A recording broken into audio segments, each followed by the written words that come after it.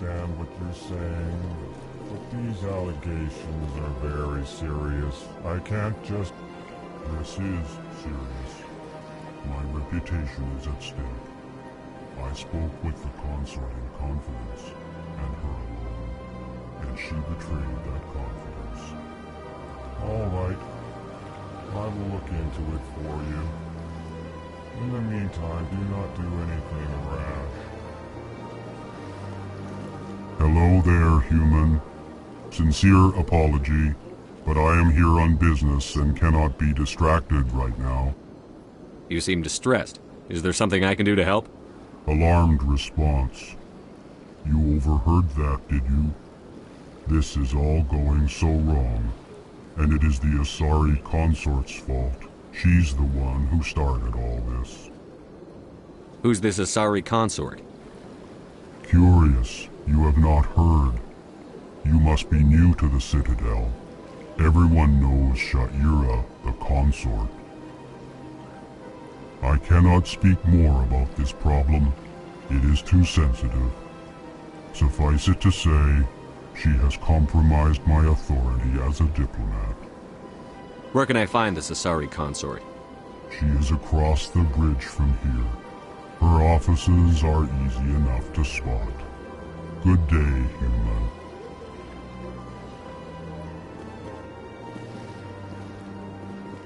Pleased greeting. Human, it is always good to see your kind. I am Ambassador Kalen. Genuine query. Is there something I can do for you this day? Why do you explain what you're about to say? Our people communicate less through words and more through scent and slight movements. Plainly, we discovered our vocal expression was not enough to convey the feelings of our conversations to other species. Why do you bother, Kalen? These Earth Clan don't really care about our ways. Remorseful response, Din. You don't truly believe that, and if you do, I am very sorry for you. Tell me more about your species. Genuine enthusiasm. I delight in telling the history of my people. It is agreeable to share our culture with others. Tell me about the history and origins of the Elcor. The Elcor were just beginning to explore Council space when the Asari first made contact with us. With their help, we discovered the relay closest to our system, and from there the Citadel. Proudly, within one lifetime we established a regular route to the Citadel, and quickly became one of the more active species living on this great station. I'd like to know more about the culture of the Elcor. Frankly, we Elcor prefer the safety and familiarity of our own colonies to the confines of space travel. Our society is built on small, tight-knit groups. Though we are always welcoming to outsiders, our government tends to be very stable. Our people are not very comfortable with sudden changes. What do you do here? Modestly, I work to bring the problems and the requests of the Elcor groups to the attention of the Council. Ha! They only give us these positions to keep us quiet. The Council doesn't care about our races. Chastising rebuke. Your tone is inappropriate, Din. This human is not to blame for your malcontent or your misconceived suspicions. Goodbye, Ambassador. Sincere farewell. Good day to you, human. Enjoy your time on the Citadel. Earth Clan, you are in the wrong place, I think. Your ambassador is next door in the large office. Chastising remark. Don't be so rude, Din. At least introduce yourself. I am Din Korlak, Volus ambassador. Is there something I can do for you, Earth Clan? You seem to have a bit of a chip on your shoulder, Din. You humans are new to the Citadel, and yet the Council has granted you great favor. Chastising rebuke, Din. Your species has always been granted many concessions. Volus territory has expanded tenfold since coming to the Citadel. Details. We still have no real say in the decisions that affect Citadel space. What is this place? You are in the embassy for the Volus and the Elcor. Your ambassador is next door, in his own office. In this shared space, I aid my fellow Volus when I'm not being interrupted. I'd like to know more about the Volus.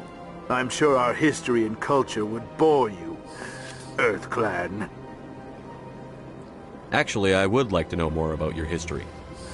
My people came to the Citadel shortly after the Asari and Salarians had discovered it. We were instrumental in establishing a standardized galactic economy. However, despite our long association with the Citadel and our many contributions to galactic society, we still do not hold a seat on the Council. Tell me about Volus culture. We are tribal by nature, but our ways are not violent. We barter and trade our lands and tribe members in order to increase status. Larger tribes often engulf smaller ones and eventually split again.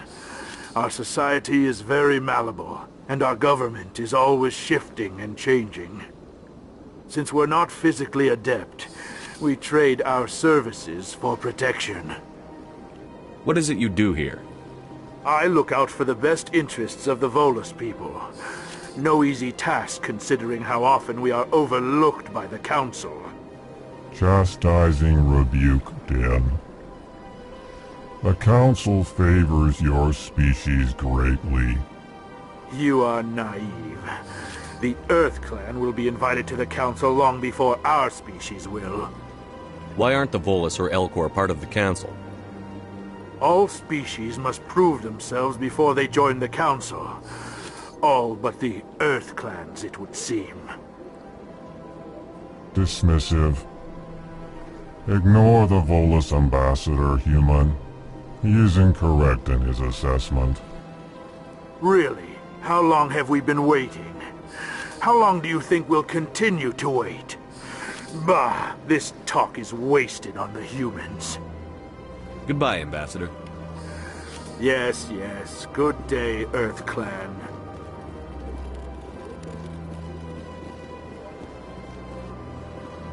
Strained greeting, human. This is really not a good time. You seem distressed. Is there something I can do to help? Alarmed response. You overheard that, did you? This is all going so wrong. And it is the Asari consort's fault. She's the one who started all this. What did this Asari do to get you so upset? I cannot speak more about this problem. It is too sensitive.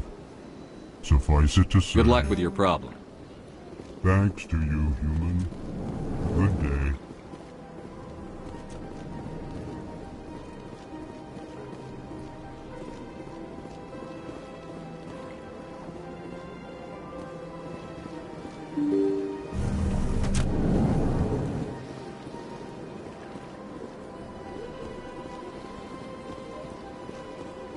Good day, Commander. The human ambassador is up the stairs, first room on the right. You know who I am? Yes, I receive reports on all newly arrived dignitaries and notable people. What is this place? This is the Presidium. More specifically, you are at the Citadel embassies. If you have more questions, please access Avina. What's that? Oh, Avina is the virtual guide for the Citadel. Feel free to access the terminal yourself. What's your name? What do you do here? My name is Safiria. I'm the administrative assistant for the embassies. You seem to be distracted. The embassies are the hub of all Citadel politics. When you represent trillions of citizens, it tends to get a little busy. I should be going now. Have a pleasant day.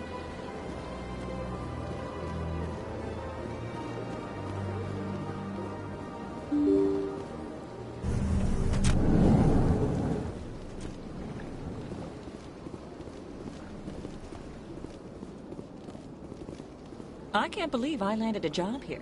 This place is fantastic.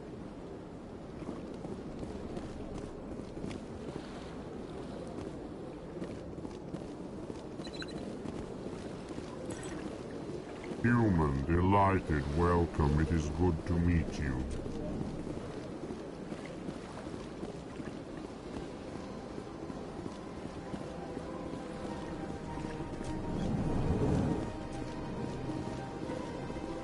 Commander Shepard, I didn't expect to see you here.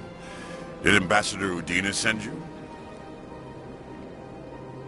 I came on my own. I need information. You humans are always so curious, always sticking your fingers into someone else's pie. Is that the right expression? Never mind. Forget I asked. Was there something you needed, Commander? I get the feeling you're not too fond of humans. No, I just don't trust your kind. Not yet. You humans are eager to take all the power you can get, and you're being given a lot. If the Council wants to make humanity their new favorite pet, that's their business. But I don't have to like it. What do you know about the Spectres? They're the right hand of the Council, or so they like to be called. More like the underhanded side of the Council. What do you have against the Spectres? I can't abide any organization that considers itself above the law. Especially when it's left up to each individual Spectre to decide when and how to bend the rules. Sometimes you have to bend the law to keep people safe. I've been with C-Sec for 30 years. I've never had to break the law to do my job, not once. Yeah, right. You expect us to believe none of your officers are corrupt? There are over 200,000 C-Sec agents. Some of them are going to be bad. But we don't turn a blind eye to corruption like the Spectres do. We do our best to find and punish any officer who breaks the law. Spectres? They'll never come under that kind of scrutiny. The galaxy needs people like that. People who do the dirty jobs. I agree. But they need to be held to a higher standard. They need to be accountable. Saren's out of control. We both know that. But because he's a Spectre, the Council doesn't want to do anything about it. Is that the kind of person this galaxy needs? But not all Spectres are like Saren. True. But the potential is always there. Tell me about C-Sec. C-Sec provides necessary police and security services throughout the Citadel. We're a civilian government agency, though many of our members have had military training. Of course, as the C-Sec representative to the Council, I spend most of my time liaising between the two. Tell me about your investigation into Saren. Sorry, Commander. I don't make a habit of giving out details about ongoing investigations. I'll be going now. Goodbye.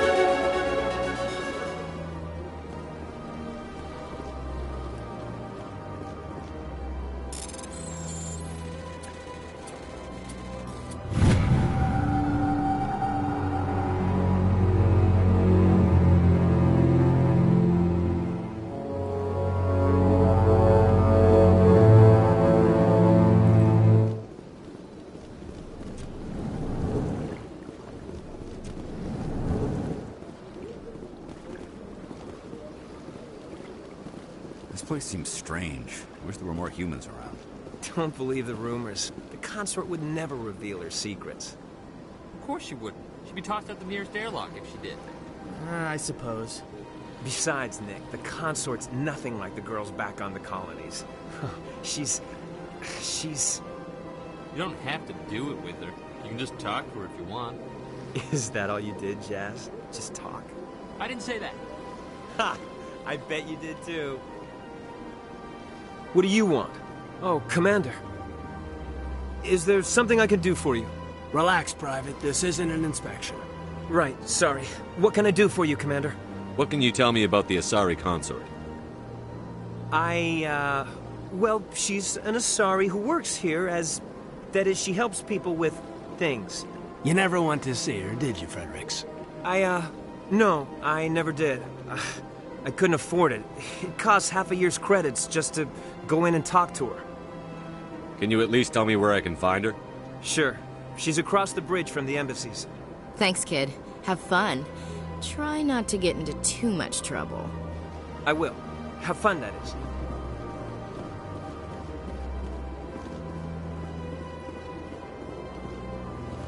I don't have time to talk now. I'm very busy.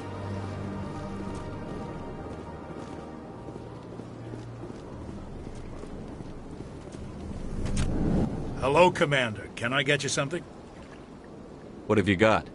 Information, mostly. Would you like to know about some points of interest nearby? What's going on around here? Well, you found the embassies. Not much going on here. Across the bridge, you'll find the bank, the Emporium, and Shayera's. If you haven't heard of her, you soon will. If you need supplies, you can try the markets one level below. For entertainment, I'd try Flux or Cora's Den. What is Shayera's? The consort, she entertains clients who can afford her services. Most of the diplomats and ambassadors have visited her at one time or another. She's a very powerful woman, but also very respected. Tell me about Flux and Cora's Den. Well, Flux has gambling and dancing, certainly more lively than this place. Cora's Den, on the other hand, well, let's just say it's livelier and deadlier, all at the same time. Goodbye. So long, Commander. Have a pleasant day.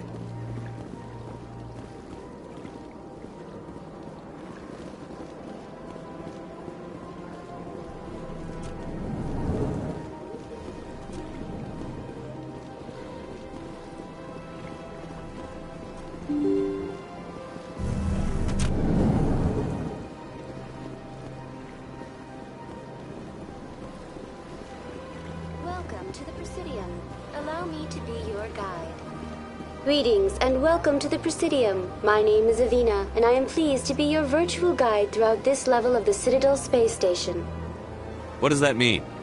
I am a fully interactive virtual intelligence, programmed to provide spontaneous guidance at predetermined locations of interest throughout this level of the Citadel. I may also be contacted through any of the Presidium VI terminals, should you require assistance. Give me the tour. You are standing at Presidium Tourism Terminal 1. On either side of this lobby are the embassies of the various Citadel races, along with CSEC headquarters. On the far end of this level, you can see the Citadel Tower, where the Council meets regularly to discuss matters of interstellar importance. I want to know more about Citadel security. Citadel security serves as law enforcement for all regions of the Citadel, though the majority of officers serve in the wards. Executor Palin, a Turian, is the current head of CSEC, but individuals from virtually every species across Citadel space serve as officers beneath him. If you wish to learn more, Executor Palin's office is located in the CSEC headquarters just across the lobby. Tell me about the embassies. Each species in Citadel space important enough to be consulted on matters of galactic politics maintains an embassy on the Presidium. The Volus were the first non-council species to be granted an embassy, roughly 2,384 galactic standard years ago. As Citadel space has expanded, more embassies have been added. The most recently added embassy belongs to your own species, humanity. It was added 19 galactic standard years ago, despite some rather vocal opposition. Why were people trying to keep my species out? Some species felt humanity was given preferential treatment. It often takes a century or more before a new species is granted an embassy. The Council gave a great deal of thought to this matter. In the end, they decided humanity's impact on Citadel space was significant enough to warrant an embassy. Do you agree with their decision? I am not programmed to make that kind of qualified judgment. My code is limited to information and simple interaction simulations. How come the Volus were the first species given an embassy? In the early years following the formation of the Council, the Volus were, apart from the Asari and Salarians, the most populous and widespread species in Citadel space. They established many new colonies and trading outposts, and they petitioned the Council for a greater role in determining interstellar policy. In recognition of their work to expand interstellar trade and establish a standardized galactic economy, the Volus were granted an embassy here on the Citadel. Why weren't they made a council race? The council races have extensive responsibilities. They must provide personnel and ships for the Citadel fleets. They often provide economic aid in times of disaster. It would be unfair to demand such an enormous burden of a species unable to meet these obligations. The embassies allow lesser species to have a voice on the Citadel. That's pretty damn arrogant. I apologize if my personality has offended you. Please submit all formal complaints in writing to the Citadel Tourist and Visitor Board. Do you know anything about Spectres? The term Spectre is derived from the branch of Special Tactics and Reconnaissance. Each Spectre agent is hand-picked by the Council. Their primary role is preserving galactic stability and resolving volatile situations that cannot be handled through normal political channels. In this role, they are granted extraterritorial rights and jurisdictions. Spectres answer to no law or authority except the Council itself. What can you tell me about the Citadel Council? Originally, the Council consisted of representatives from the Asari and Solarians, the two dominant species in Citadel space. Roughly 1,304 galactic standard years ago, Turians were invited to join the Council in recognition of the role they played during the Krogan Rebellion. Since then, the three Council races have worked together to ensure the peaceful coexistence of the galactic community, while preserving individual autonomy for each species. It can't be as simple as that. There must be problems somewhere in the system. I am not programmed to make that kind of qualified judgment. My code is limited to information and simple interaction simulations. Goodbye. Goodbye, and thank you for using Avina. Please enjoy your visit to the Citadel.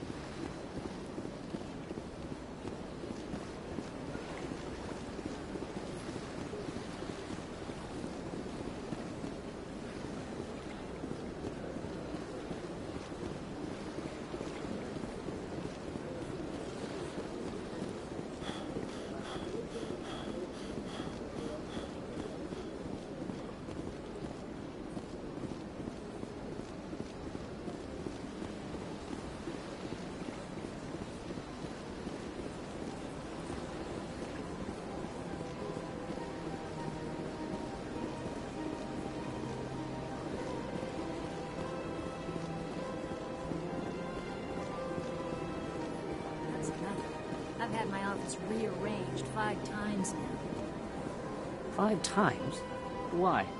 What do they want? How should I know? It's not like Keepers offer an explanation for what they're doing. And yet, everyone just lets them go on doing whatever it is they do. What choice do we have? If you try to stop them, they just shut down and another one replaces it. Just strange that we know so little about them. Not to mention frustrating.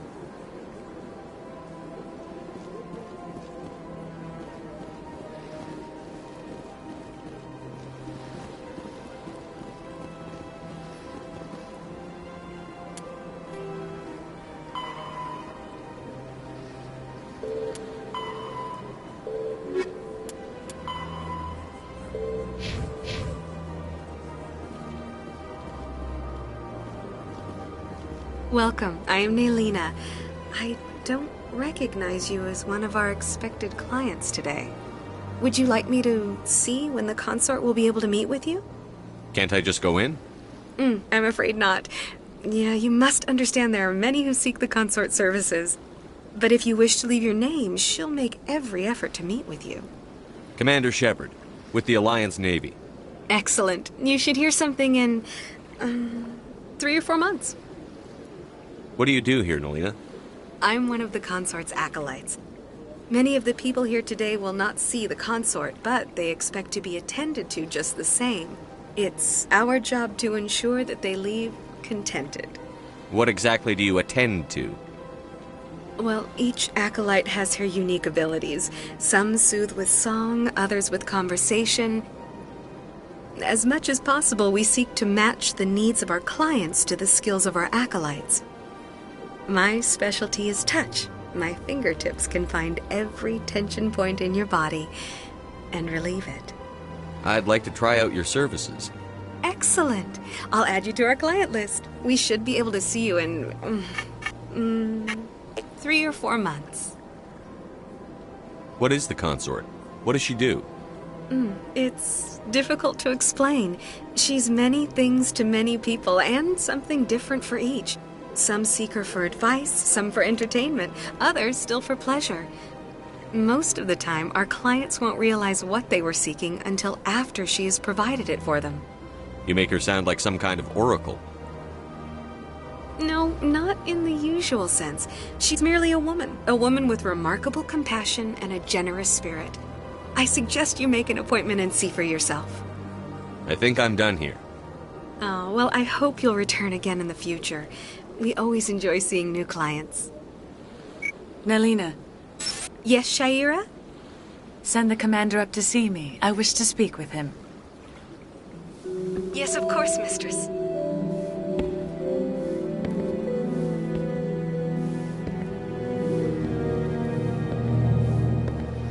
Huh.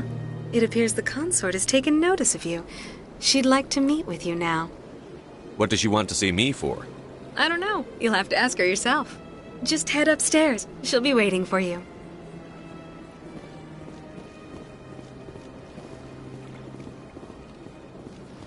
I see even the humans find the consort irresistible.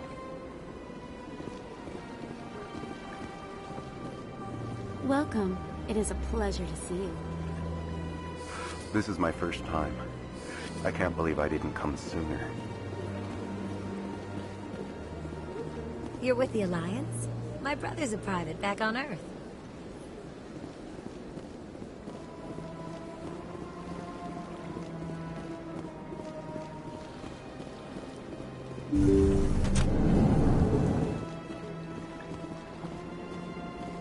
That is close enough, Commander.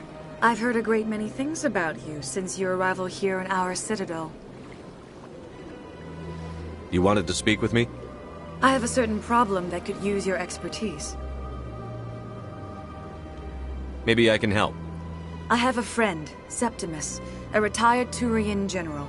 I won't discuss the details, but he wanted me to be more than I could be. We had a falling out.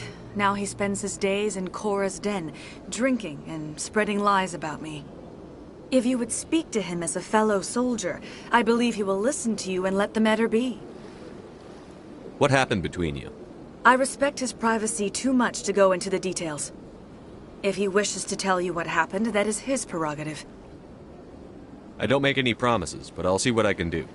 Thank you, Commander. That is all I can ask. Appeal to his sense of honor. Remind him of his position as a general. If you can convince him to stop spreading lies about me, I would be very grateful.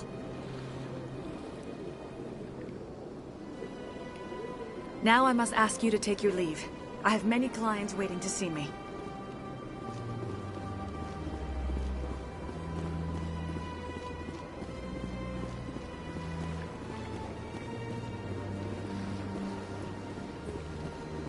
I have to admit I'm a little nervous. That's understandable.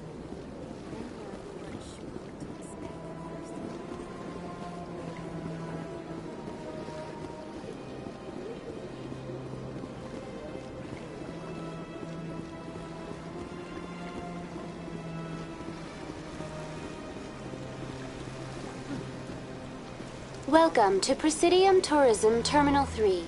Here in the financial district, a number of businesses offer various goods and services to their exclusive clientele. The statue you see before you was commissioned to honor the Krogan soldiers who gave their lives to protect Citadel space during the Rachni Wars. In the aftermath of the Krogan rebellions, several embassies petitioned to have the statue removed. However, this motion was eventually quashed by the Council. Tell me more about the Krogan rebellions. In recognition of their efforts during the Rachni Wars, the Krogan were granted several new colony worlds by the Council. Over the next 400 years, the Krogan species began to expand. Blessed with an extremely high birth rate, their numbers began to swell. Faced with a critical overpopulation crisis, the Krogan started a violent colonization of nearby worlds inhabited by other Council species. The Krogan rebellions had begun. For a full century, the Council and its member species fought to bring the Krogan under control. With the aid of the newly discovered Turian Empire, they were ultimately successful. You needed the Krogan to stop the Rachni. Then you needed the Turians to stop the Krogan. So who's going to stop the Turians? I am sorry, but that question is beyond my programming parameters. The Turians are members of the Citadel Council. They are not a threat to galactic peace. Why did the Council fight so hard to keep the statue? The Krogan were instrumental in saving the galaxy from the Rachni threat. The Council believed this historical fact should not be forgotten. The Council also hoped that preserving the memorial would improve diplomatic relations with the Krogan and bring about a peaceful resolution to the rebellions. Unfortunately, the Krogan refused to negotiate and only surrendered after their population and homeworlds had been ravaged by the Turians. What were the Rachni Wars? Nearly 2,200 years ago, explorers seeking to expand Citadel space opened up mass relays leading to systems controlled by the Rachni. A highly intelligent and aggressive insect race, the Rachni unleashed a war of conquest against the rest of the galaxy that lasted for nearly 3 centuries. The emergence of the Krogan finally turned the tide in favor of the Citadel species. Krogan forces provided the numbers necessary to halt the Rachni advance and drive them back. The Krogan then pursued their retreating fleets. Able to survive the harsh environments of the Rachni homeworlds, the Krogan hunted their enemy to extinction. Was it really necessary to wipe them out? I am sorry, but a value judgment of that nature goes beyond my programming. That's all for now. Thank you for using Avina. Have a pleasant day.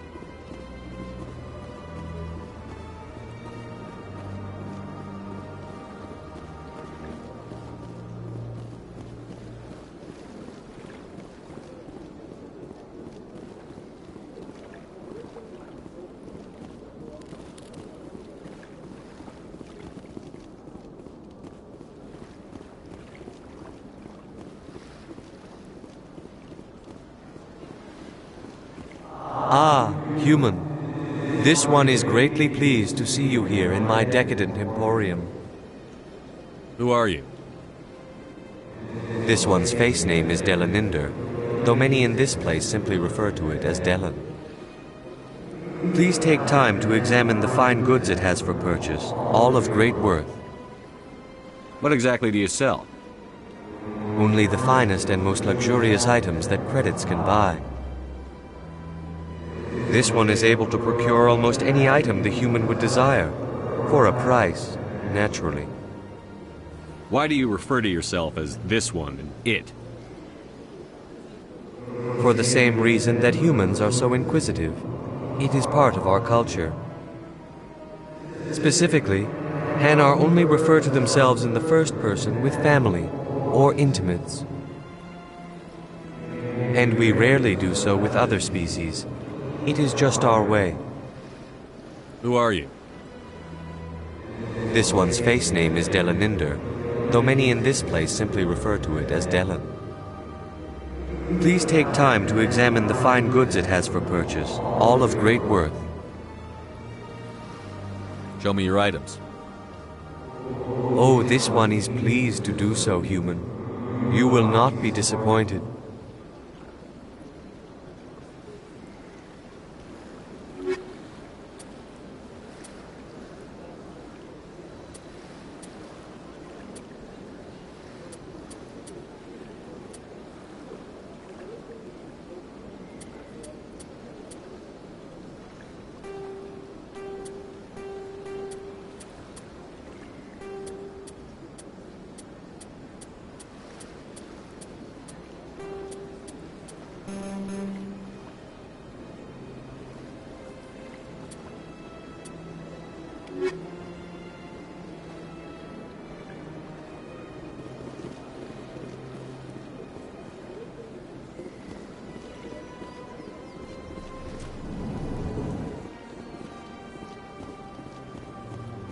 What's this? One of the Earth Clan. Ah, a very famous one, yes? You are the one called Shepard.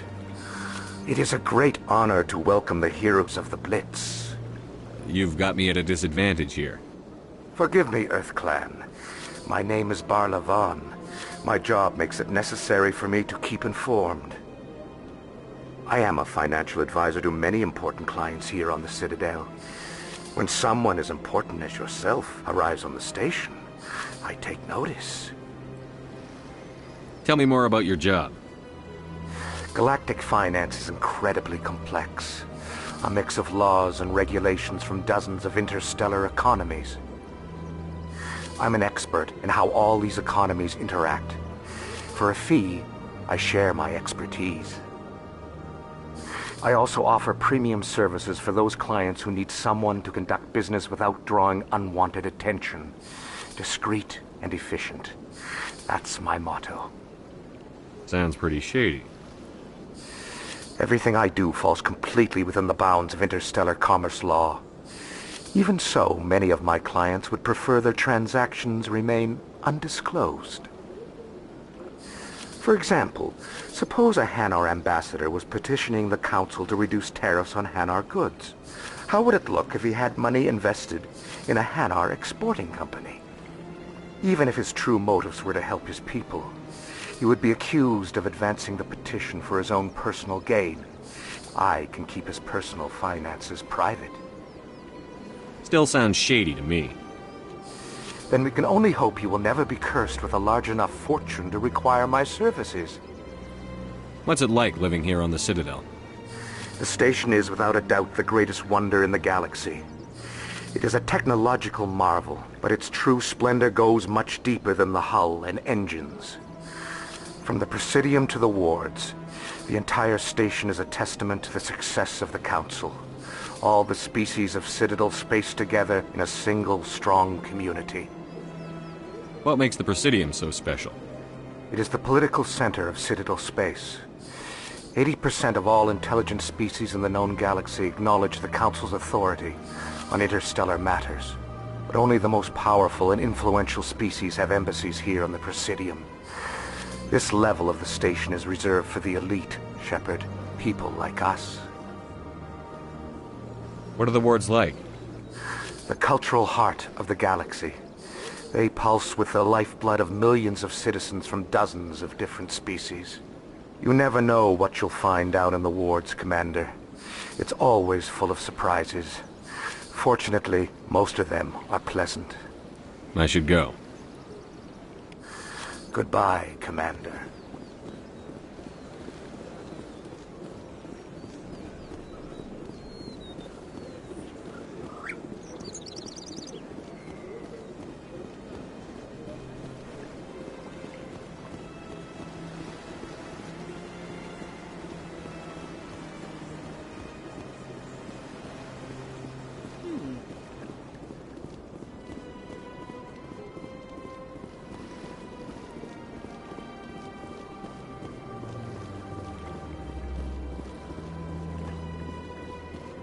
Look at that bug thing over there. What's it doing? Welcome to Presidium Tourism Terminal 2. You are standing near the base of the Citadel Tower, one of the Presidium's most recognizable and important structures. Behind me is the spectacular Relay Monument, a scale model representation of a Prothean mass relay. To your left is one of the Keepers, the enigmatic caretakers of the Citadel, working on a control panel. You may see Keepers involved in various tasks throughout all levels of the Citadel. We ask that you do not interfere with them in any way. The Keepers are essential to the smooth operation of the Citadel. Obstructing their daily work will result in harsh penalties, including incarceration and rehabilitation. Tell me about the Relay Monument. Discovered by the Asari who first arrived at the Citadel, the Relay Monument is one of the station's most interesting and controversial features. What is the meaning behind this striking piece of art? Is it a tribute to Prothean vanity? A reminder of their conquest of the galaxy through mass relay technology? Or perhaps it is a symbol of unity, a Prothean acknowledgement that the relays would eventually lead other species here to the Citadel. No one can say for sure, making the Relay Monument a favorite topic of discussion among academics and scholars. Tell me about the Citadel Tower. Housing both the Council Chambers and Citadel Control, the tower is one of the most important buildings on the station. Access to these areas is restricted to those with the appropriate clearance. What happens in Citadel Control? Citadel Control handles all incoming and outbound transit. Every ship within 2,000 kilometers of the Citadel is under the jurisdiction of Citadel Control. At peak capacity, they are responsible for monitoring upwards of 1,000 vessels. I'd like to hear more about the Council Chambers. The business of the Council, which often has far-reaching effects on the galactic community, is conducted in a room at the apex of the Citadel Tower. The Council Chambers themselves are truly a magnificent sight to behold, though few get to experience the view in person. Typically, only the councilors, ambassadors, and high-ranking officials, along with various support staff, are allowed access. What if someone has business with the Council? The average citizen must go through the proper channels if they wish an audience with the Council. This is usually arranged through their respective ambassadors. Even then, few are given access to the actual Council Chambers. In most cases, the ambassador acts on behalf of the citizen. I'm scheduled to have an audience with the Council. Only a handful of visitors to the Citadel are ever granted that privilege. I would be jealous, but that is outside the scope of my programming. I'd like to know more about the Keepers. Little is known about these peaceful servants of the Citadel, though they are essential to the operation and maintenance of the entire station. Citadel regulations protect the Keepers against interference during the performance of their tasks. Failure to comply will result in harsh penalties. Keepers can be seen in all sections of the Citadel, but are typically found in and around the tower. Any particular reason there are so many Keepers in this area? The Keepers do not communicate with other species. It is assumed, however, that the tower houses the Citadel's primary control systems. Many of the station's systems, such as navigation and life support, function automatically. It is believed the Keepers operate those systems from inside the tower's inaccessible core. The Keepers also make frequent appearances in the Council Chamber itself, though they appear to be just passing through on their way to some other destination. That's all for now. Thank you for using Avina. Have a pleasant day.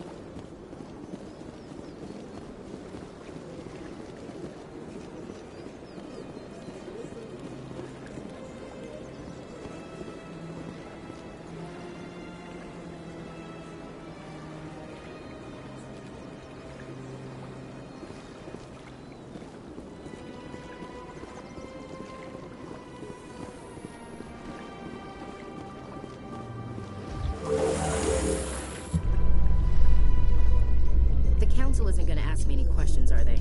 I doubt it. We've made our reports. Now we just have to trust Ambassador Udina. No, we don't, sir.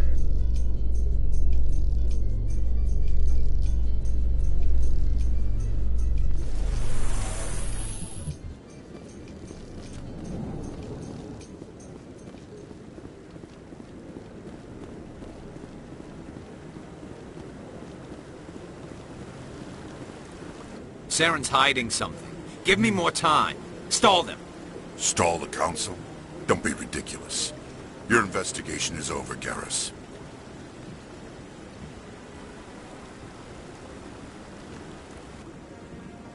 Commander Shepard, Garrus Vakarian. I was the officer in charge of the C-Sec investigation into Saren. Sounds like you really want to bring him down. I don't trust him. Something about him rubs me the wrong way. But he's a Spectre. Everything he touches is classified. I can't find any hard evidence. I think the Council's ready for us, Commander. Good luck, Shepard. Maybe they'll listen to you.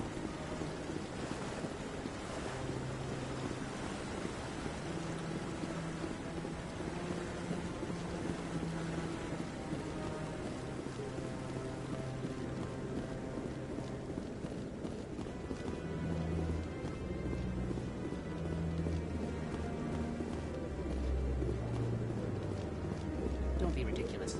The Volus won't be joining the Council for years. I'm not so sure. The humans are making a strong push, and you can bet the Volus will be right on their coattails if they succeed. Allowing the humans to join us is a sound strategic move. But the Volus? No. The Hanar are likely to be next, then the Elcor. You may be right. Though the Hanar need to lighten up a bit first. You just don't like them because you have trouble understanding them.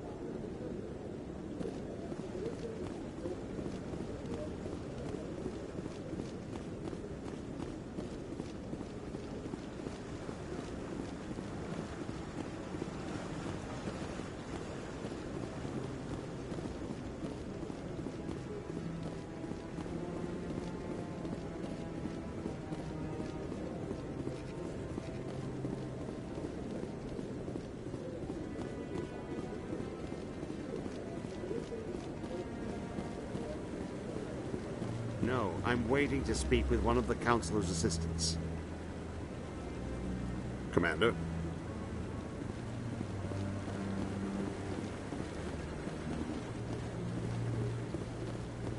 No, I just want to ask a couple of questions.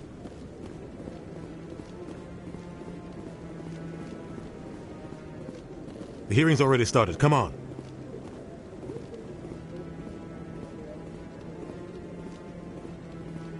The Geth attack is a matter of some concern, but there is nothing to indicate Saren was involved in any way.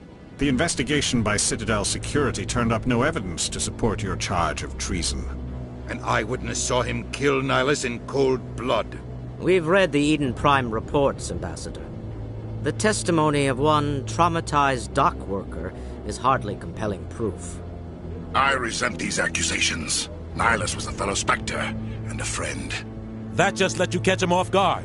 Captain Anderson, you always seem to be involved when humanity makes false charges against me. And this must be your protege, Commander Shepard. The one who let the beacon get destroyed. The mission to Eden Prime was top secret. The only way you could know about the beacon was if you were there. With Nihilus gone, his files passed on to me. I read the Eden Prime report. I was unimpressed. But what can you expect from a human? Saren despises humanity. That's why he attacked Eden Prime. Your species needs to learn its place, Shepard. You're not ready to join the Council. You're not even ready to join the Spectres. He has no right to say that. That's not his decision. Shepard's admission into the Spectres is not the purpose of this meeting. This meeting has no purpose. The humans are wasting your time, Counselor, and mine. You can't hide behind the Council forever. There is still one outstanding issue. Commander Shepard's vision. It may have been triggered by the beacon. Are we allowing dreams into evidence now? How can I defend my innocence against this kind of testimony? I agree. Our judgment must be based on facts and evidence, not wild imaginings and reckless speculation. Do you have anything else to add, Commander Shepard? You've made your decision. I won't waste my breath.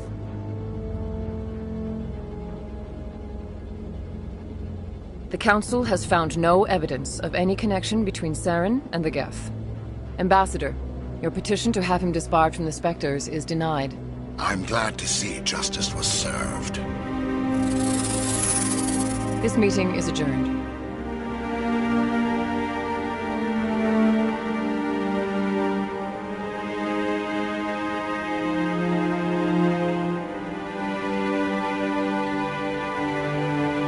It was a mistake bringing you into that hearing, Captain. You and Saren have too much history. It made the Council question our motives.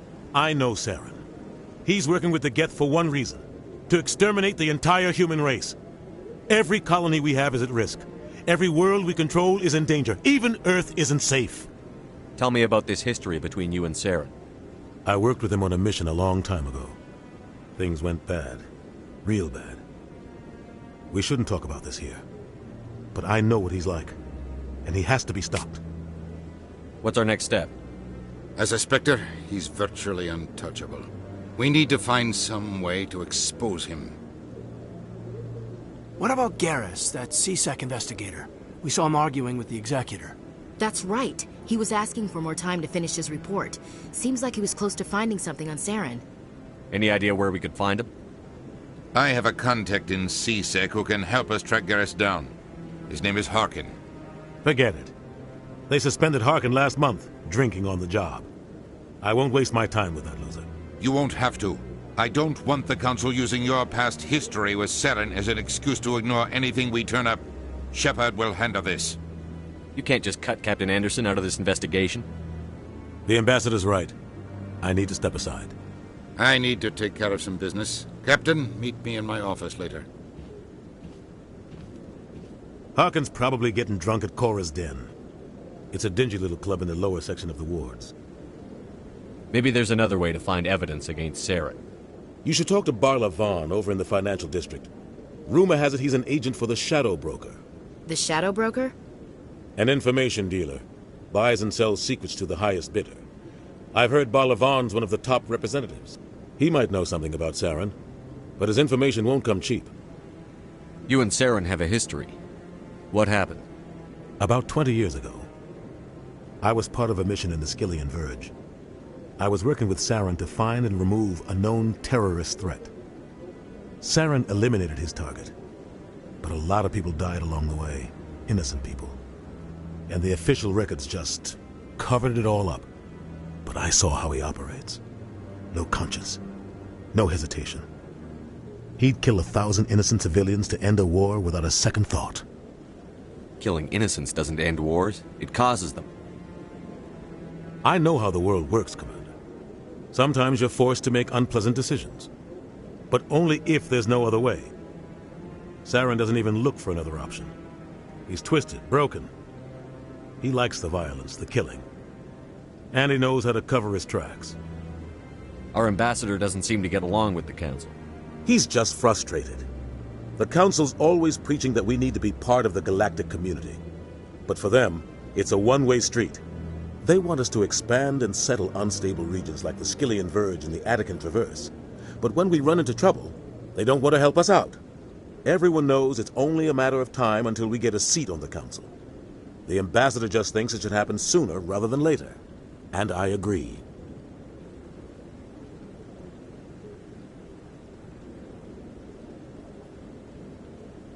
You don't think much of Harkin.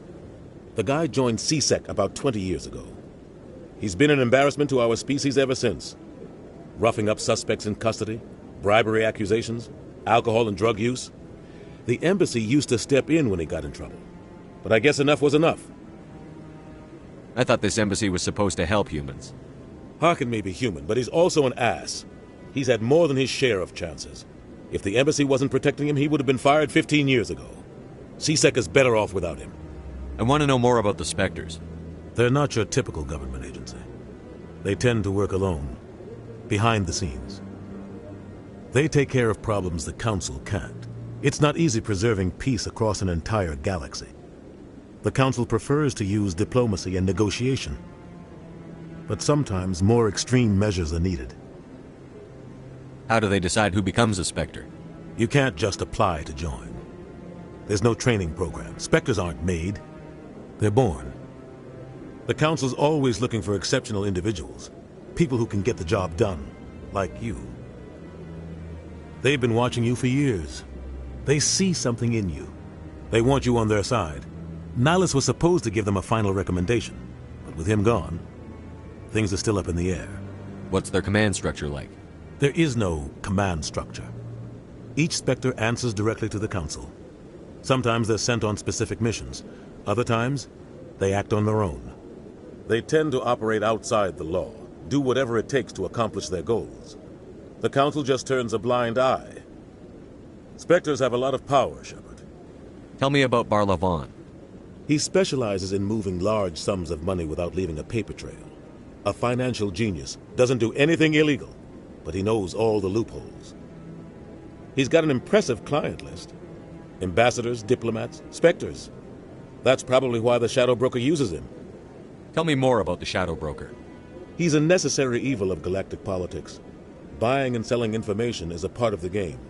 And the Shadow Broker just happens to be the best player on the field. Always sells to the highest bidder.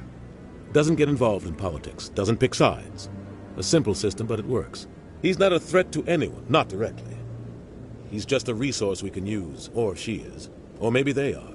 Nobody really knows. Our ambassador doesn't seem to get along. Everyone knows it's only a matter of time until we get a seat on the Council. Maybe they'd let us join the Council if we were more willing to cooperate with the other species. Of course they would. If we did everything they told us to, they'd love to have us on the Council. But it wouldn't be much of a deal for us. I understand their side. They don't want us dominating the Council. It's founded on cooperation and alliances. But we have to look out for our own interests, too. I want to know... It's not easy preserving peace across an entire... They sound like shadow operatives. Everything about them is classified. We don't even know how many there are. The latest Alliance estimate puts their numbers under 100. But the Council couldn't do its job without them. They're the Citadel's top agents, the last line of defense, the final option before open war. The entire galaxy respects and fears them. If a Spectre shows up, you know something big is about to happen. I should go. Good luck, Shepard. I'll be over in the ambassador's office if you need anything else.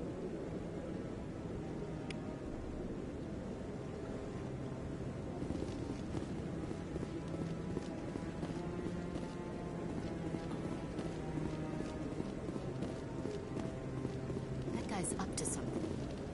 What? Oh, no, I wasn't. Never mind.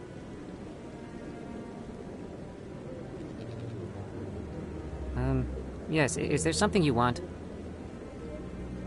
Why are you so interested in the Keepers? Keepers? I've got no interest in the... Don't get coy. I know what I saw. I'm not so sure I should be talking to you about this. Just tell me what you're doing. I'm not here to get you into trouble. All right. I guess it wouldn't hurt to tell you. I'm using a small scanner to gather readings on the Keepers. So far I've had mixed results. I find it difficult to get near the creatures. Why were you being so secretive about it, though? Well, technically we're not supposed to disturb the Keepers. I don't really think my scanning disturbs them, but the authorities might disagree. I'd like to do it more openly, but it's not really worth getting arrested over. I could help you out. I'm not worried about the authorities. I don't even know who you are. I'm Commander Shepard, with the Alliance military. Well, I suppose I could use the help. You'll need this. It's the scanning device I developed. Activate it each time you see a Keeper. All collected data will automatically upload to my database. I'll even send a few credits your way for each unique scan. What are you doing with the data once you've scanned it? Trying to learn whatever I can about the Keepers. We see them working everywhere, yet we know so little about them. I'm a scientist. I want to know what makes them tick. I should get going then. Yes, I have much work myself. So long, and good luck with the scanning.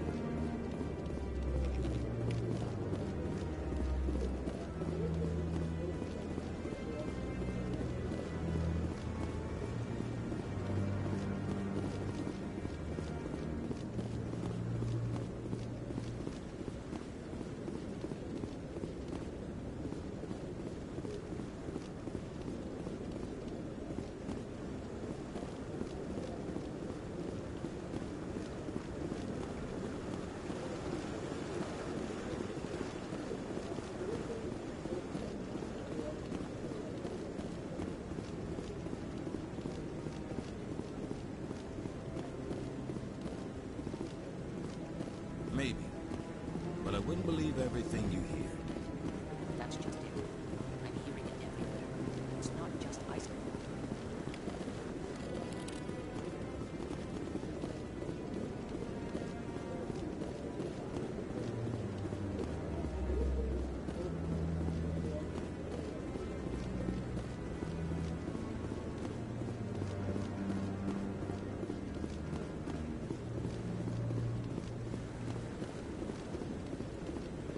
No, I haven't spoken to... Commander?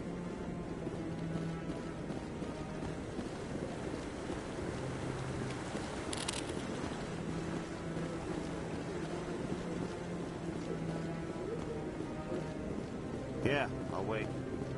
Doesn't seem like I have much choice.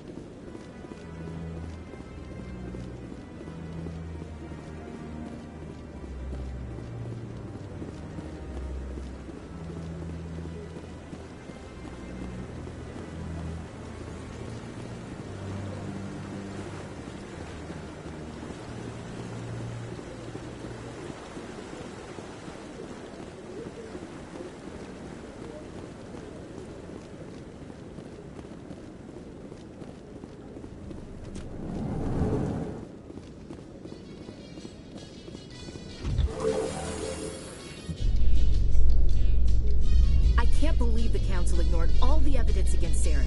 Saren's one of their best operatives. It's only natural they'd take his word over ours.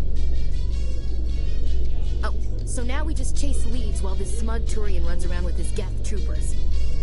That's politics, Chief. I hate politics.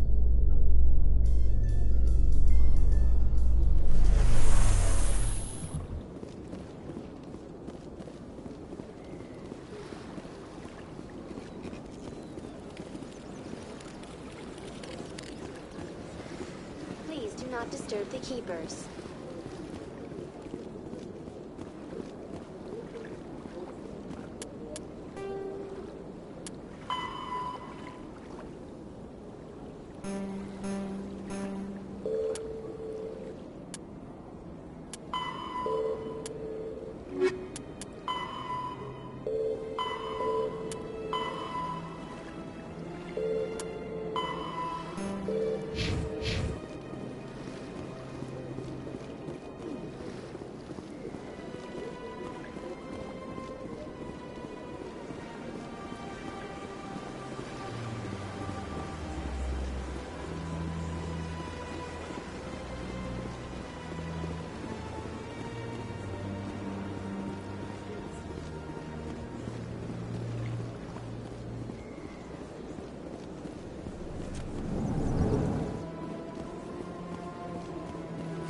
Is there anything I can do for you today, Commander?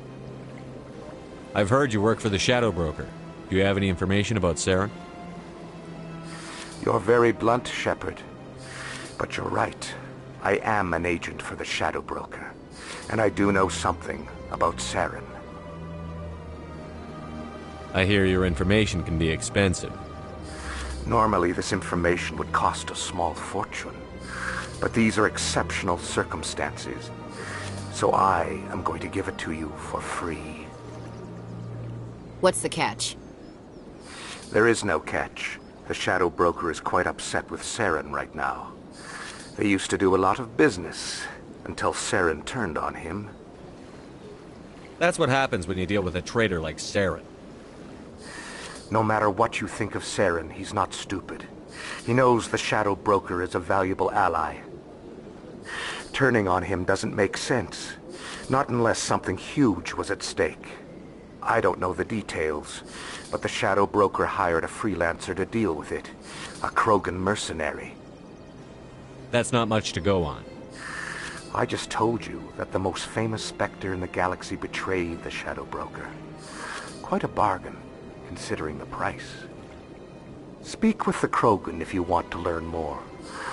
I heard he was paying a visit to Citadel Security. If you hurry, you might catch him before he leaves the Academy.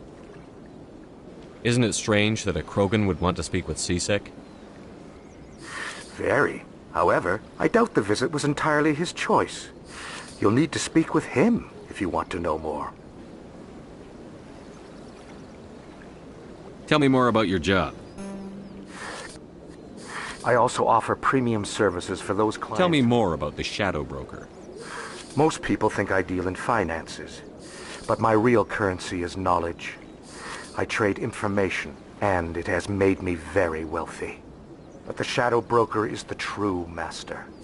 Every day he buys and sells secrets that could topple governments, always giving them to the highest bidder. Yet somehow he never seems to upset the natural balance of power. All those secrets being passed around seem to even out. Nobody ends up with an advantage in the end. Any guess what his identity might be? I don't know. Nobody does. The Shadow Broker could be any race, any gender. I have a theory that it's actually an entire group working under one identity. How else could they juggle so many contacts at the same time? How else could they keep all that information from getting crossed? But they've got the perfect setup. Every government is forced to play their game so they don't get behind. But no matter how long you play, no matter how many secrets you buy, you can never win. I thought you'd know more about the man you work for. From time to time I come across information I sell to the Shadow Broker. That's my only involvement. I like it that way. The more you know, the more dangerous the game becomes. I don't like danger, Commander. I'll leave that to you. I should go. Goodbye, Commander.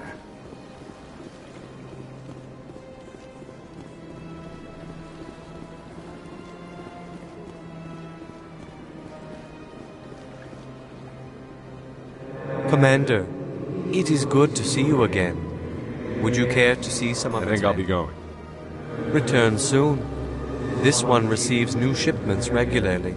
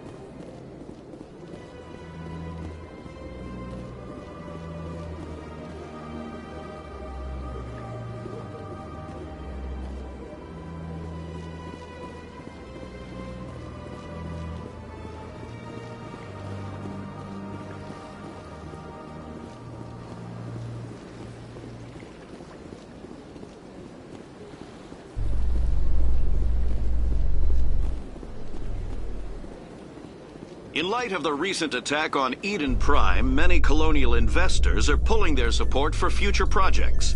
Proponents of expanded human colonization insist that Eden Prime was an isolated case. Nevertheless, colonist enrollment has dropped sharply. Many colonial proposals are on hold until backers have some reassurance that human colonies will be adequately protected.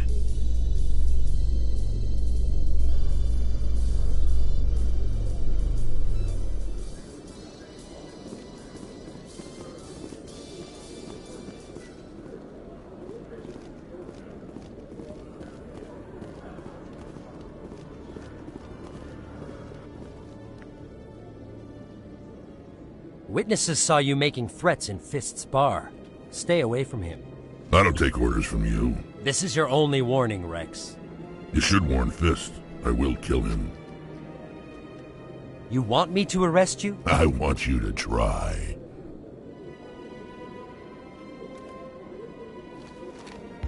Go on. Get out of here. Yes, human. I'm trying to bring down Saren. Bar-Levon said to talk to you. Bar-Levon is a wise man. We may share a common goal, human. Enlighten me. I've been hired to kill the owner of Korra's Den, a man named Fist. He did something very foolish.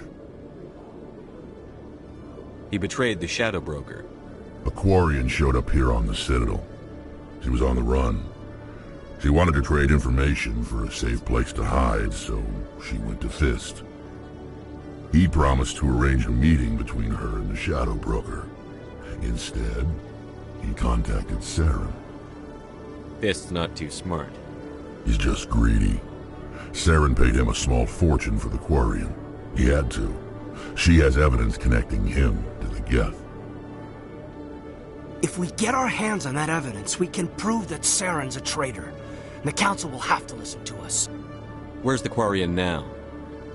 Last I heard, Fist still had her. Probably somewhere inside his club. You help me kill Fist, she's all yours. Time we paid Fist a visit. What about Garrus, that Turian? He wants to take Saren down too. He might come in handy.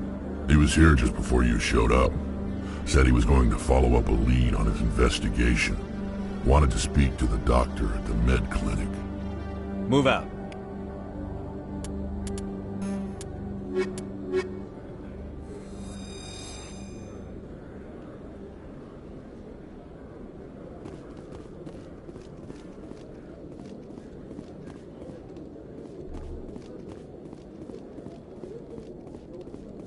Okay, Jalid. Let me get this straight. Your business partner, Shorban, he's threatened you? Well, no, not exactly. But he wants to meet with me. I think he's going to kill me. And why do you think that?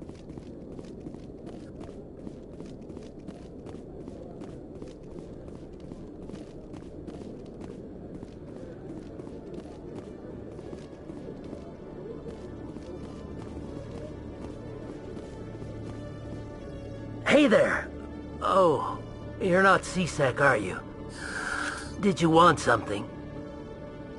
What are you doing here? I am Jalid. I came here to seek aid from the authorities, but they won't listen to me. My colleague is trying to kill me, and I thought we were friends. How do you know he wants you dead? He's changed. He won't talk to me at work anymore, and he started following me. Yesterday, he followed me all the way home, just waiting for a chance. I don't care what anyone thinks. He wants me gone. I know it. Is there something I can do? Talk to your friend, maybe? Would you? That's all I want. Someone to talk to him. Tell him to leave me alone.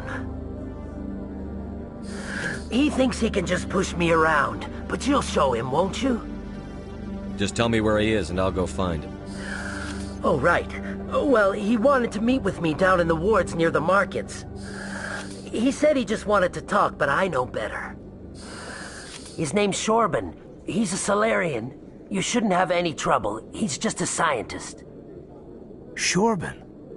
That's the guy who asked us to scan the Keepers. The Keepers? Well, even more reason to go after him. That's against regulations. I better look into this right away. Find out what he's up to. Anything's possible with Shorban these days. Well, good luck.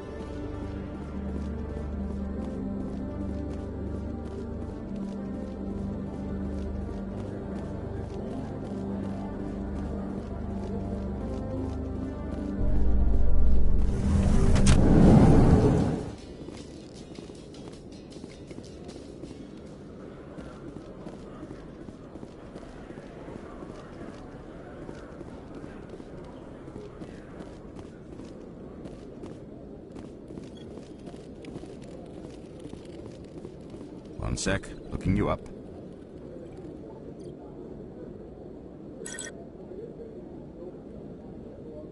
Commander Shepard, here with the Alliance military. First time on the Citadel, that about right? How did you know all that? I'm the CSEC requisitions officer. I need to make sure our buyers are authorized. So, will you be purchasing anything today, Commander Shepard? Show me what you've got. Excellent. I hope you find what you're looking for.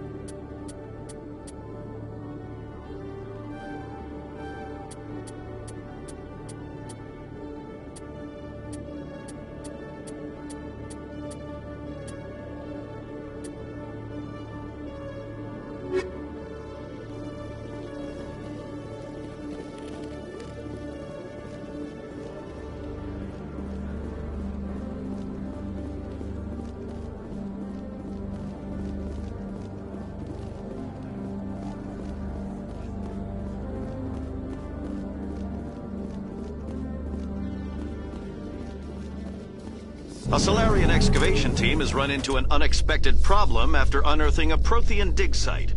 Hanar protesters have blockaded the dig site, claiming that artifacts of the Enkindlers, as the Hanar call them, should not be disturbed. The excavation team has appealed to Hanar representatives on the Citadel to reach a diplomatic solution.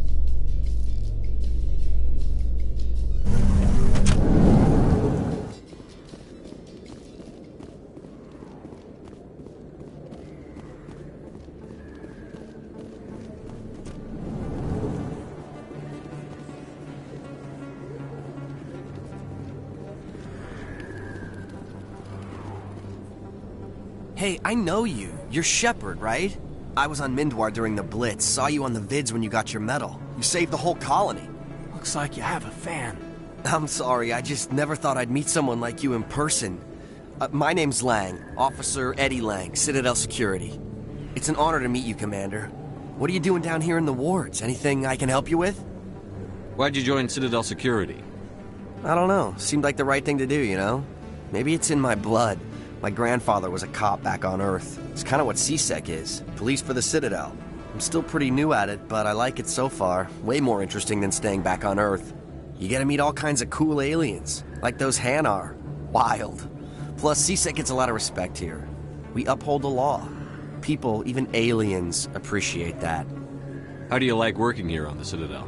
This place is amazing. I've been here almost a year, and I still haven't seen a tenth of it. The Presidium's just so beautiful. Good place to go and relax. But I really like it here down in the wards. There's always something going on somewhere. Like that new club they just opened a few months ago, Flux. Wicked scene in there, Commander. You should check it out when you have some time. What do you know about the Spectres? Just the stuff they show in the vids. They always make them out to be super agents on secret missions to save the galaxy. I know it's not really like that, though. Some of the other CSEC guys don't like them too much. Figure they shouldn't be able to operate outside the law. But if they were so bad, the Council wouldn't use them, right? Do you know a CSEC officer named Harkin? I shouldn't really say too much. He's been on the force a lot longer than me. But I've heard things, you know? Drinking on the job, taking bribes, that kind of thing. Rumors mostly, but they suspended him, so some of it must be true. I have to go. Right. You're probably real busy. Well, see you around, Commander.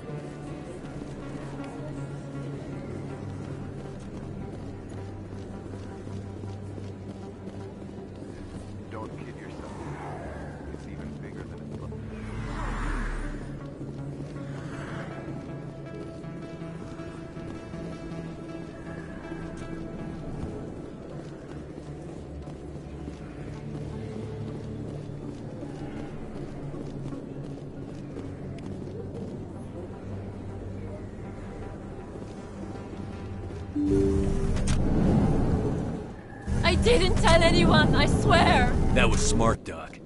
Now if Garrus comes around, you stay smart. Keep your mouth shut or we'll... Who are you? Let her go! Ah!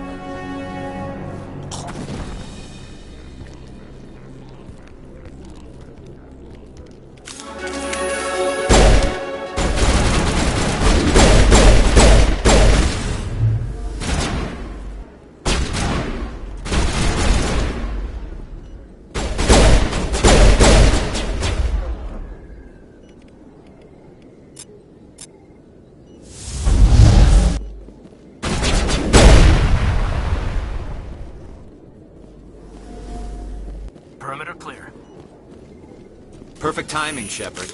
Gave me a clear shot at that bastard. What were you thinking? You could have hit the hostage. There wasn't time to think. I just reacted.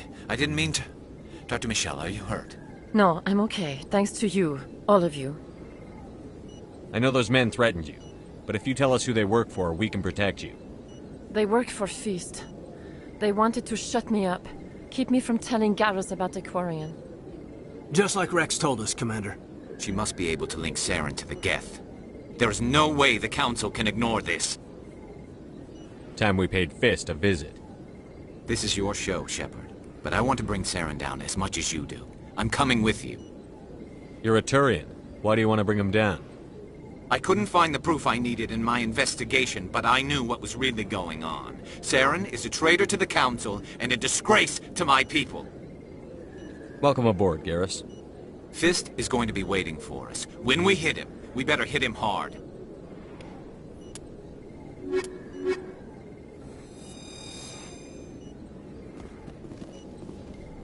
I never properly thanked you for saving me from Fist's thugs, Commander. I don't know what would have happened if you hadn't been there. I'm just glad you weren't hurt. Me too. Now, was there anything you needed? You're a doctor. How did you end up here on the Citadel? My parents brought me here when I was young. My father was a medic with the Alliance. I chose to keep the medical tradition alive, but not the military. Fixing up wounded soldiers isn't my idea of fun. Let me take a look at what you have for sale. Of course.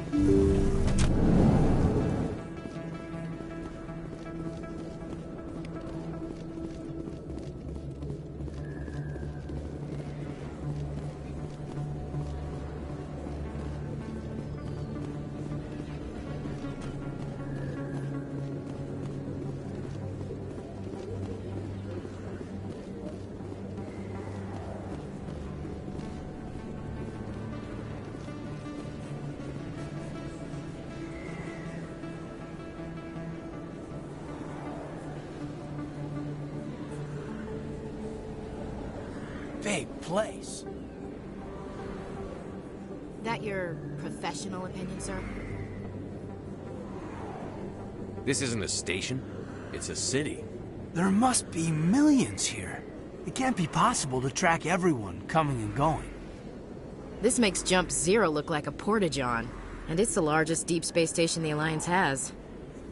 Jump Zero is big, but this is a whole nother scale. Look at the ward arms. How do they keep all that mass from flying apart? The Council represents more races than I thought. No wonder they're careful with newcomers. They probably just want to keep everything running.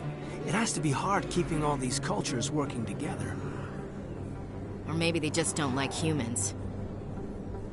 All right, secure the chatter. We're all FNGs here, but we don't need to make it obvious. Aye, aye, Commander.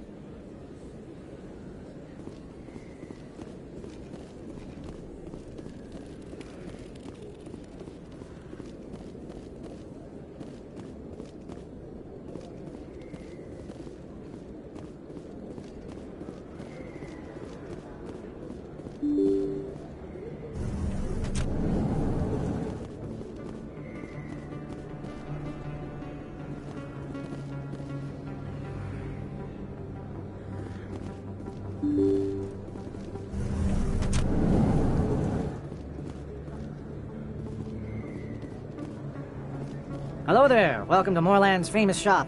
You want many good supplies, yes? Let me see what you have. Oh, you will be pleased, I think. Very good things I have. You will see.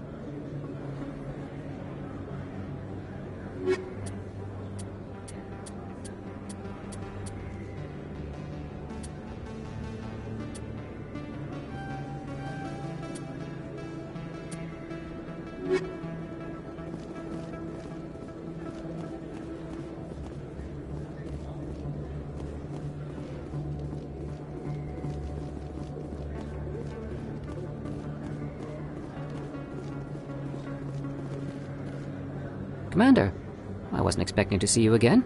Is there something you want? You can start by telling me the truth, Shorban. I'm not sure what you're referring to. My experiments are... Quit stalling. Jalid told us what you've been up to. You spoke with Jalid? Then you know about the data? No, but you're gonna tell me. Everything. You boys can go.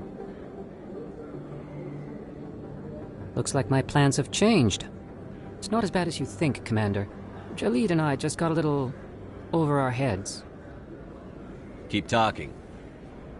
The company we work for developed an experimental procedure for use in medical scanners. Jalid and I saw even more potential, so we stole the plans and secretly developed a tool to scan the Keepers. Can you imagine? A tool that can actually get readings from the Keepers? What's so special about that? The Keepers are almost impossible to scan, and you can't capture them or get samples. They just self-destruct. After centuries here, we still don't know anything about them. Don't you see? We were the first to scan them, ever. You've seen it yourself, Commander. You know we can do it. Why are you trying to kill your partner? I'm not trying to kill him. Jalid's job was to disseminate our initial findings. But he decided to keep the data for himself. Maybe to sell it. I don't know. So you're just trying to get back what Jalid already stole?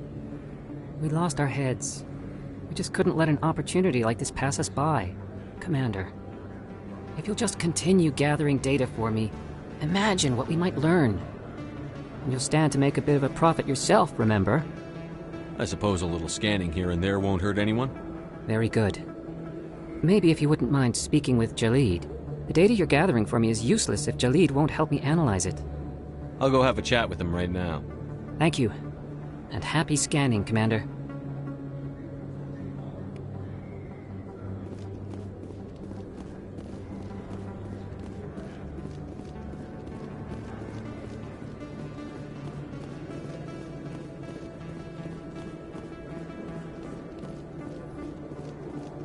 Is that really...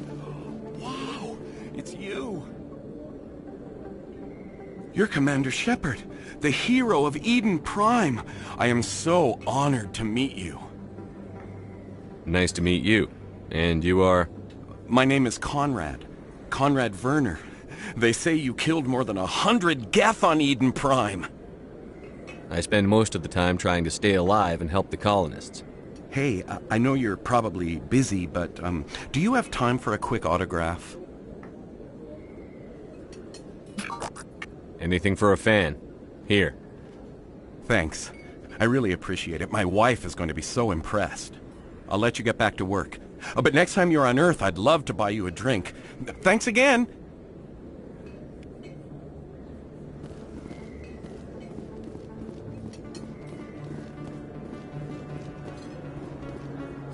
Hello, Earth Clan. No doubt you've just come back from the colonies. Will you be needing supplies? What colonies are you talking about? Oh, my mistake, Earth Clan. I assumed... It doesn't matter. Pharos? Noveria? Well, if you haven't heard of them yet, I'm sure you will soon. But it doesn't matter where you hail from. My goods are available to all. What can you tell me about Noveria? The corporate capital of the Attican Traverse. Very cold. Very snowy. I don't get too many clients from there. They all have their own private suppliers. I'd like to know more about Pharos. It's an old Prothean world. Their buildings still litter the surface. The humans aren't the first to colonize it, but they are the most recent. I just realized I haven't heard from my contact on that planet for some time. Ah, well, I'm sure he's fine. Show me what you've got. Most excellent. I am sure you will find something pleasing.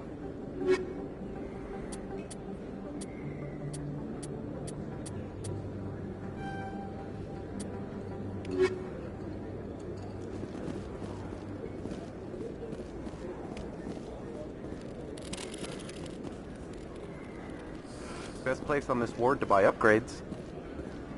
I don't think you bought this here. I don't sell this model. Look, I know it was you. I remember your face. Really, that's impressive. Usually you humans can't tell what Turian from another. This was the place!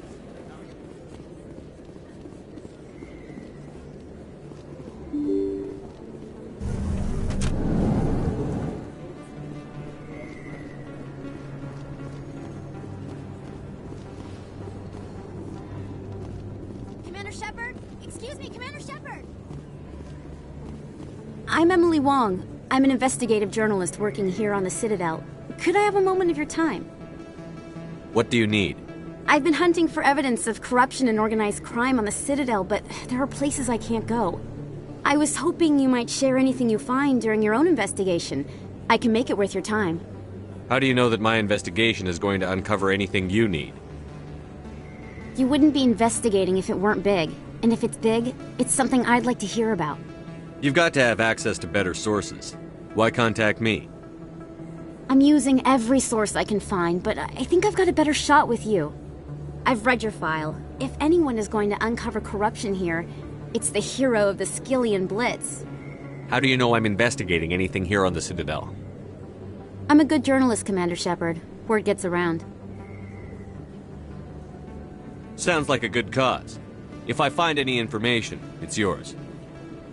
Thank you, Commander. You won't regret it.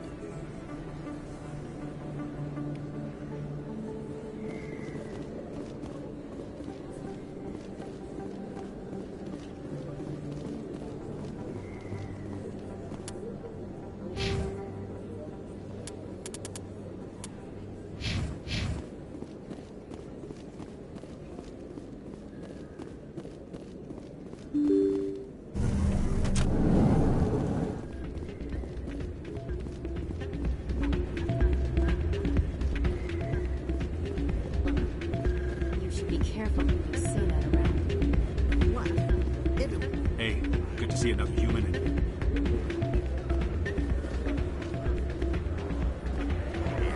It's out of my hands, Rita. Sorry, I'm kind of busy right now. So, what can I do for you? What were you discussing with the Volus?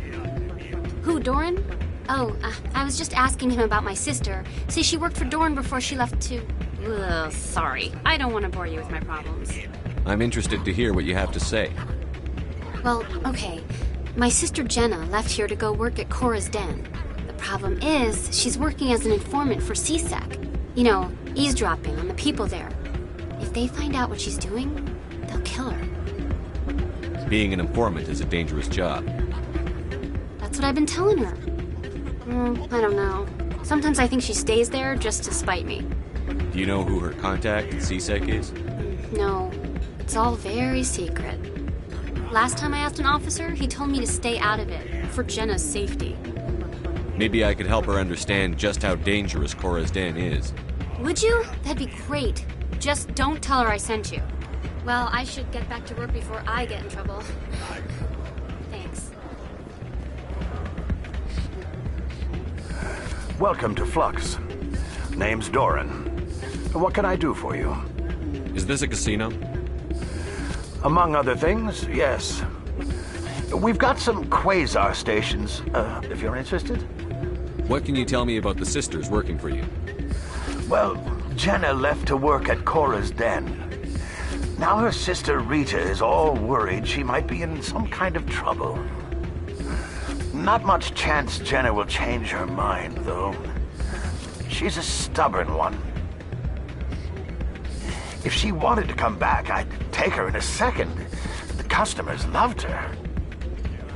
Are you the owner? Owner, cook, and bartender. I've even been known to dance a little when the mood strikes me. We've got some quasar stations, if you're interested. Goodbye. Enjoy your time here at Flux. I'm waiting for someone else.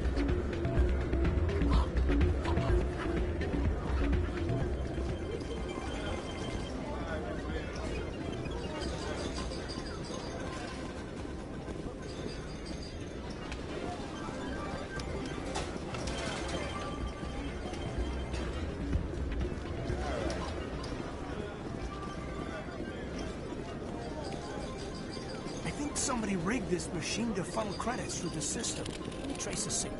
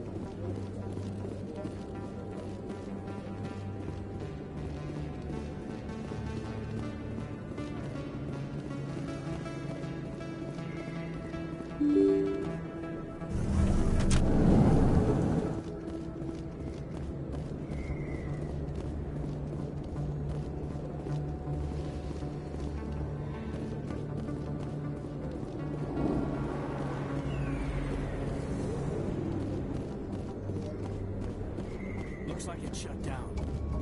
Fisk knows we're coming. Take cover!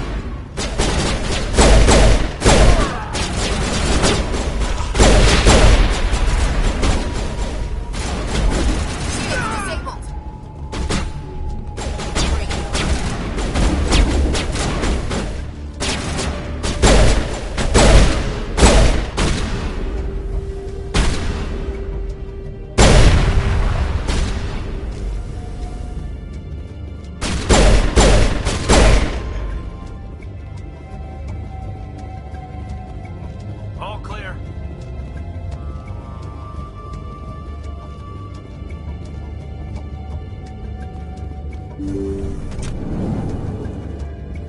Stop right there. Don't come any closer. Warehouse workers. All the real guards must be dead. Stay back or we'll shoot. This would be a good time to find somewhere else to work. Yeah, right. That's a good idea. Yeah, I never liked Fist anyway. I can't believe that worked. Shooting people isn't always the answer.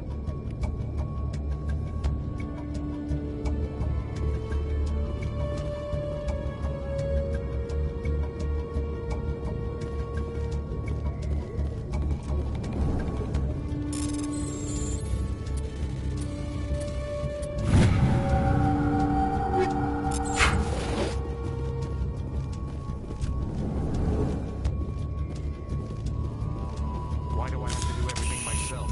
Time to die, little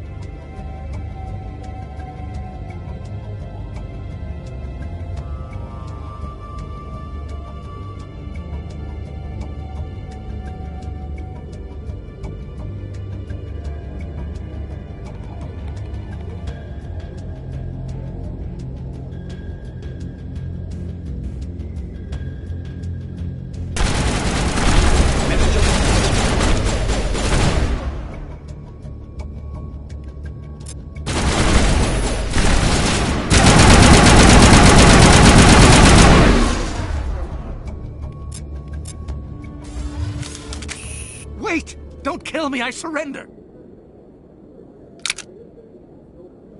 Where's the Quarian? She's not here. I don't know where she is. That's the truth. He's lying. You've got 3 seconds to come clean. Then I start shooting. The Quarian isn't here. Said she'd only deal with the Shadow Broker himself. I thought the Shadow Broker only worked through agents.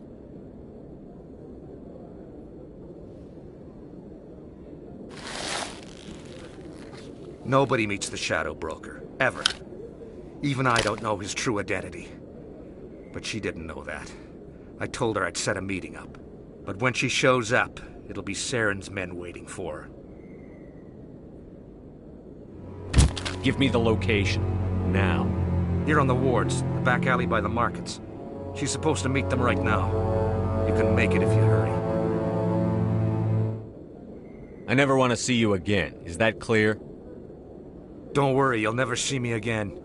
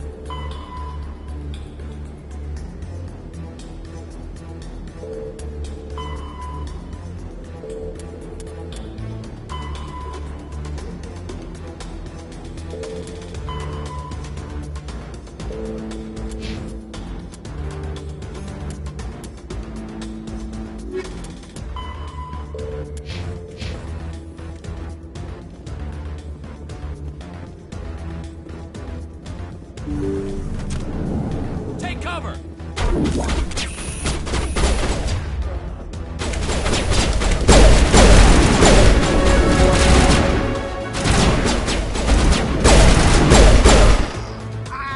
Not in the middle of a fight! You can see it.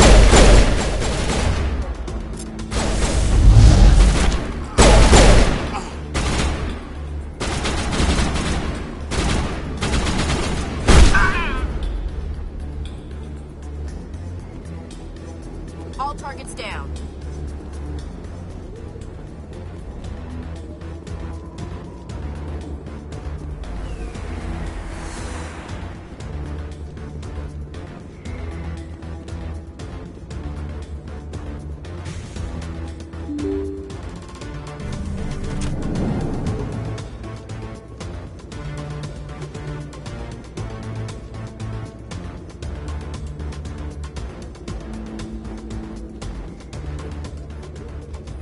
Did you bring it? Where's the Shadow Broker? Where's Fist? They'll be here. Where's the evidence? No way. The deal's off.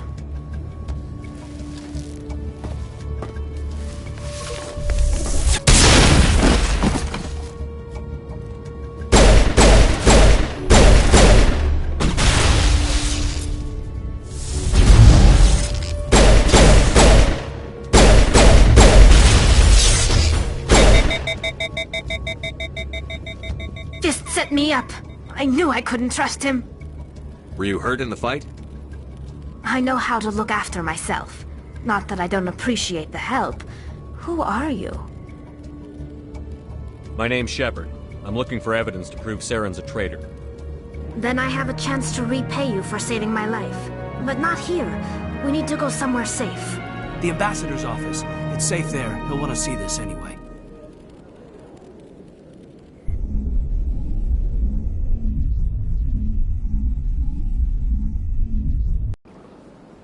You're not making my life easy, Shepard. Firefights in the wards, an all-out assault on Korra's Den. Do you know how many... Who's this? A Quarian? What are you up to, Shepard? Making your day, Ambassador. She has information linking Saren to the Geth. Really? Maybe you better start at the beginning, Miss... My name is Tali. Tali Zora Naraya. We don't see many Quarians here. Why did you leave the flotilla? I was on my pilgrimage. My rite of passage into adulthood. I've never heard of this before. It is a tradition among my people. When we reach maturity, we leave the ships of our parents and our people behind. Alone, we search the stars, only returning to the flotilla once we have discovered something of value. In this way, we prove ourselves worthy of adulthood. What kinds of things do you look for? It could be resources like food or fuel, or some type of useful technology, or even knowledge that will make life easier on the flotilla. Through our pilgrimage, we prove that we will contribute to the community, rather than being a burden on our limited resources. Tell us what you found. During my travels, I began hearing reports of Geth. Since they drove my people into exile, the Geth have never ventured beyond the Veil. I was curious. I tracked a patrol of Geth to an uncharted world. I waited for one to become separated from its unit. Then I disabled it and removed its memory core. I thought the Geth fried their memory cores when they died. Some kind of defense mechanism. How did you manage to preserve the memory core? My people created the Geth.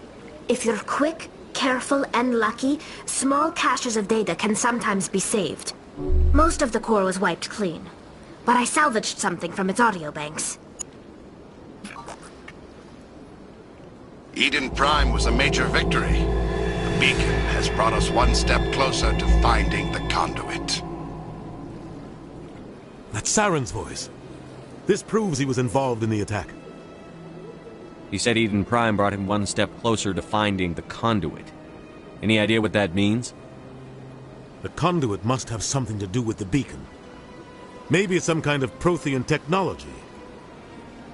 Like a weapon. Wait, there's more. Saren wasn't working alone. Eden Prime was a major victory. The beacon has brought us one step closer to finding the conduit. And one step closer to the return of the Reapers. I don't recognize that other voice, the one talking about Reapers. I feel like I've heard that name before.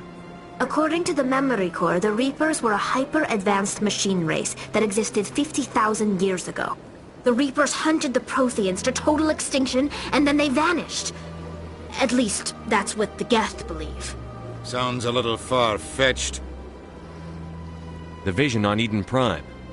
I understand it now. I saw the Protheans being wiped out by the Reapers. The Geth revere the Reapers as gods, the pinnacle of non-organic life. And they believe Saren knows how to bring the Reapers back.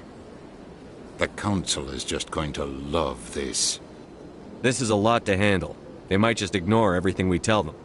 No matter what they think about the rest of this, those audio files prove Saren's a traitor. The Captain's right. We need to present this to the Council right away. What about her, the Quarian? My name is Tali. You saw me in the alley, Commander. You know what I can do. Let me come with you. I thought you were on your pilgrimage. The pilgrimage proves we are willing to give of ourselves for the greater good. What does it say about me if I turn my back on this? Saren is a danger to the entire galaxy. My pilgrimage can wait. I'll take all the help I can get. Thanks. You won't regret this. Anderson and I will go ahead to get things ready with the council. Take a few minutes to collect yourself, then meet us in the tower.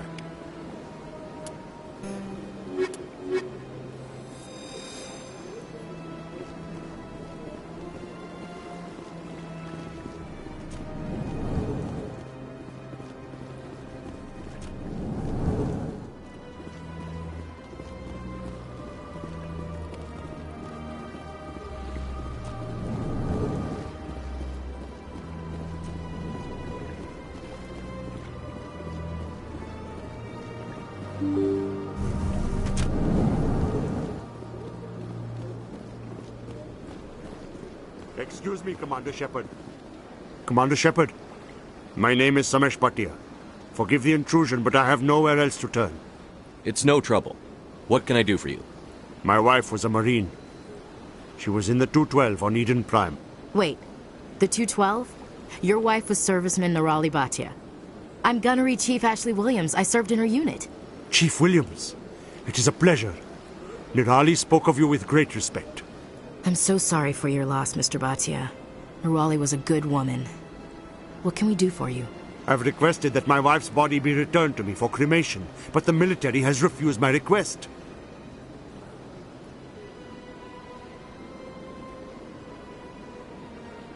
Why did they refuse your request? There's got to be some reason. I don't know. All I know is that they have declared it impossible for my wife to be returned to me. There's no reason for your wife's body to be held like this. Just wait here. The man in charge of my case is Mr. Bosca. When I last saw him, he was in the expensive bar over there. Thank you for your time. I just want to give my wife a proper funeral, and the respect she deserves.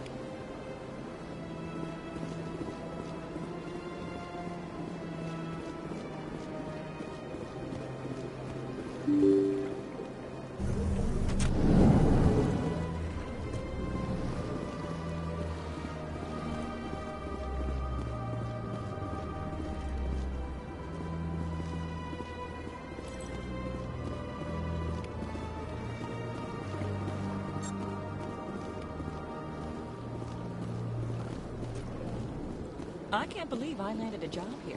This place is fantastic.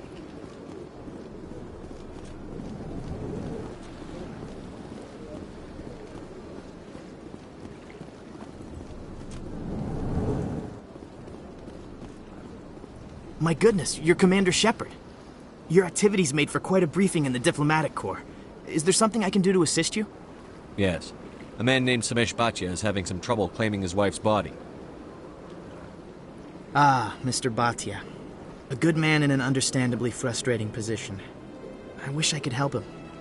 Serviceman Nirali Bhatia died on Eden Prime, as Mr. Bhatia no doubt told you. Her wounds are inconsistent with any type of weapon damage we've seen before. That is why her body is being held. I don't care how badly the Geth mangled the body. It's the husband's right to claim her. We are not holding Nirali Bhatia's body out of discretion. We are, frankly, holding the body for research. The tests we're conducting may lead to better defenses against Geth attacks. Respectfully, Serviceman Bhatia may save more lives in death than she did in life.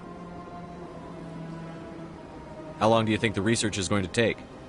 This is a long-term study. I wouldn't expect the bodies to be released for a year or longer. You've got to have a lot of bodies. Can't you release one?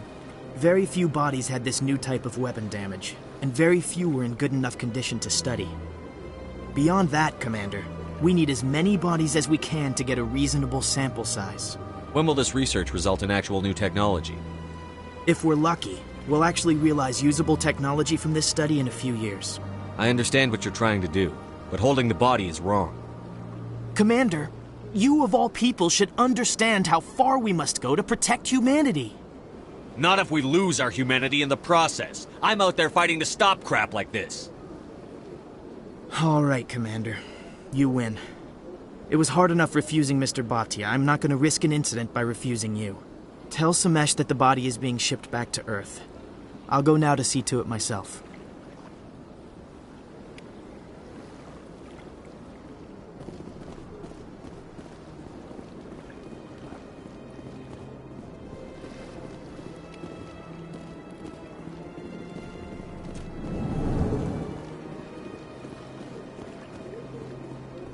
I don't have time to talk now. I'm very busy.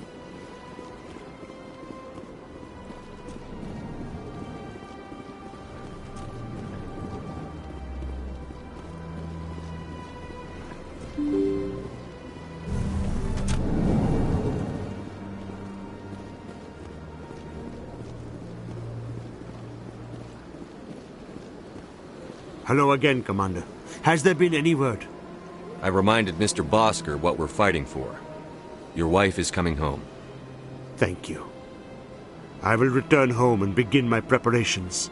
It does not bring me happiness, but it may bring me peace. Goodbye, Commander. Samesh, I don't know if this helps, but your wife, Nerali, loved you very much. She missed your cooking, and she played recordings of you every night before she went to sleep. I know, Miss Williams. But thank you. It's nice to hear it again.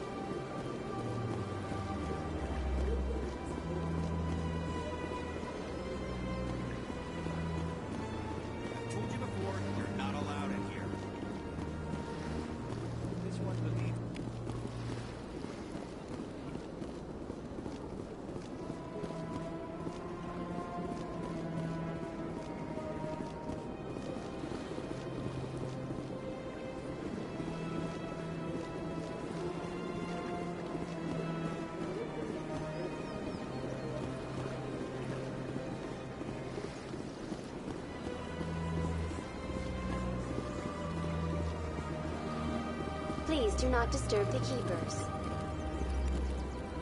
Please do not disturb the keepers.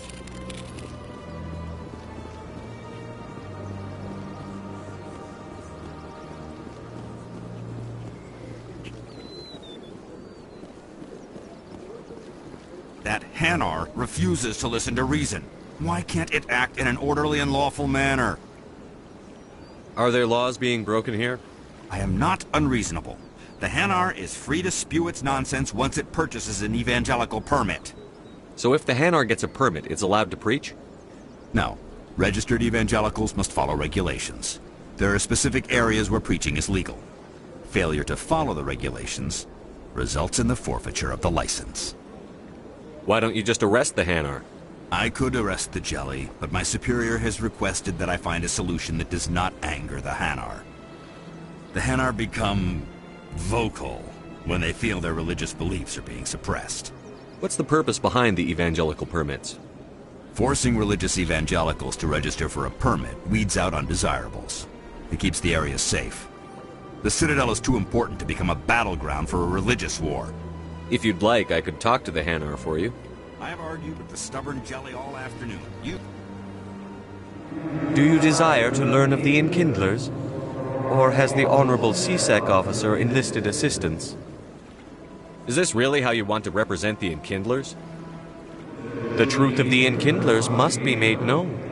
They gave the Hanar language, and gave the universe the mass relays. This one only wishes to spread the truth to any who will listen. There is no intent to cause trouble.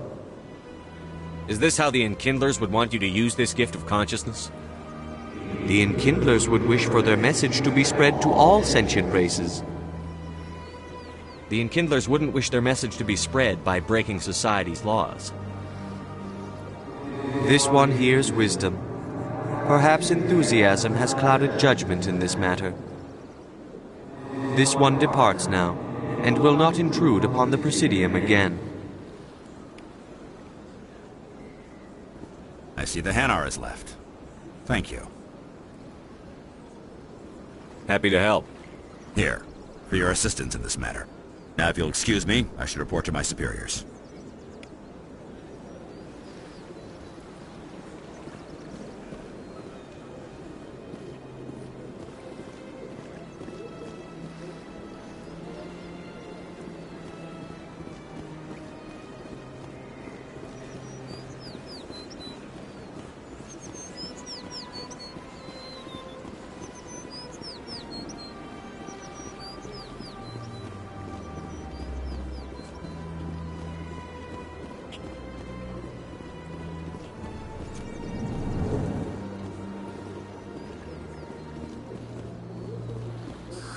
How can I be of assistance to you today, EarthClan? I should go.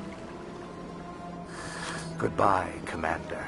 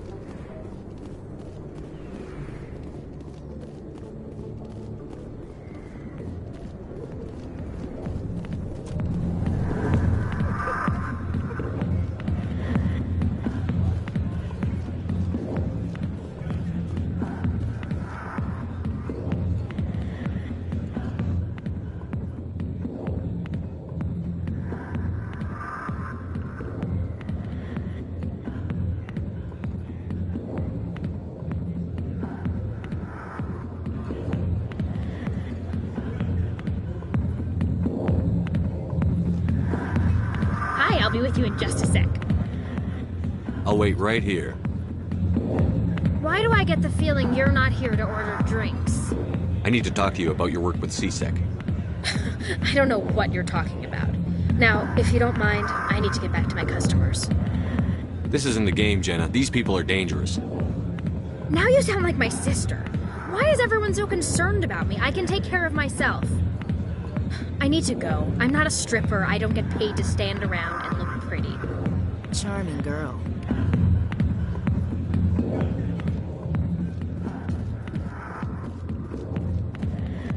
Go away. Let me drink it, please.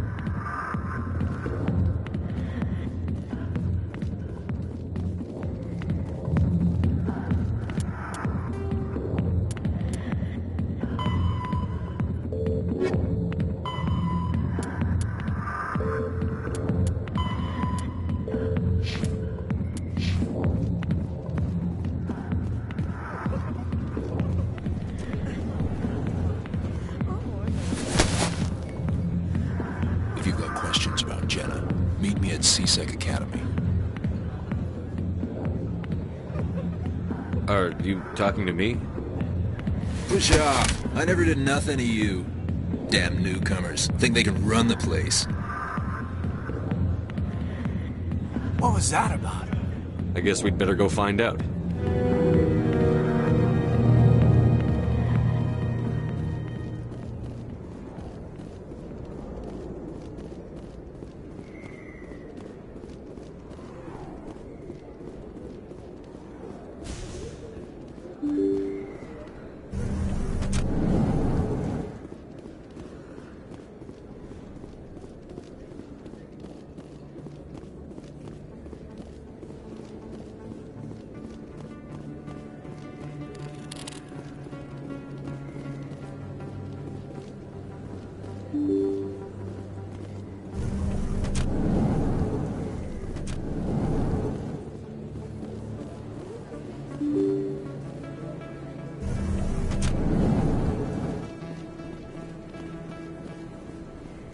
Word on the street is that you've been busy. Congratulations on taking down Fist. I was sure he was a big player in anything going on here. Did you find anything in his office that could help me? These OSDs might have the information you're looking for. You've got this files? This could be even bigger than I'd hoped. Here, Commander, for your trouble. What would my future cooperation be worth? Say, an interview when my investigation is over? Exclusive? You talk to me before you talk to anyone else? That would be worth quite a bit, and I'd be very happy to compensate you accordingly. Here you are. Now, if you'll excuse me, I should go see what's on these discs.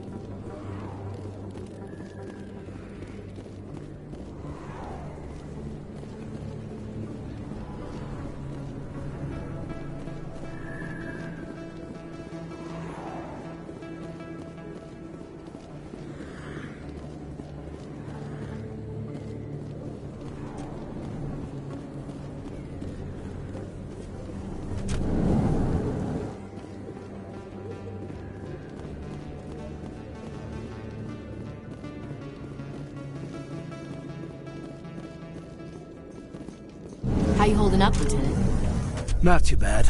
No headaches worth mentioning lately. Maybe I'm getting used to the strain.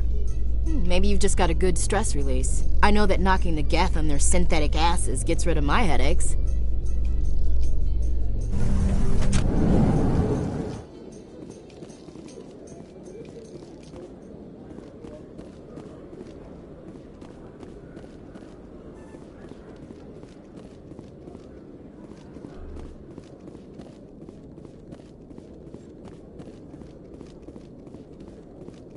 Detective Chelik, come into my office. I want to discuss this in private. No offense, Commander, but what the hell were you thinking? Excuse me? You could have blown Jenna's cover. We were there to help her. I gathered that. It might seem cold letting her take all the risk, but we're keeping a close eye on her. Do you really need to risk her life to get the information you want? This job isn't easy and it's usually unpleasant. I'll take help anywhere I can find it. But since you're so concerned with her safety, maybe there's a way we can help each other. Always playing the angles, Detective? As part of the job. Now are you gonna help me or not?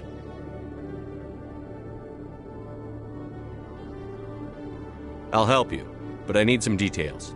I'm trying to track down an illegal arms producer. I just need some of their product. Thanks to Jenna's intel, I've learned there's a seller here on the Citadel. Meet our man named Jax, pick up the mods, and bring them back here. That'll give me everything I need. Why are you so concerned about these mods? We have access to some of the most sophisticated weaponry there is. It's what gives us our edge. What do you suppose happens when we lose that edge? These give criminals an advantage we can't afford to let them keep. I'll persuade Jax to tell me where these mods are coming from. No. You tip Jax off and all my leads will disappear faster than you can say bad bust. Where can I find this Jax? Jax is down in the lower level of the markets. I'll send word through our channels that you're the buyer. Good luck, Commander.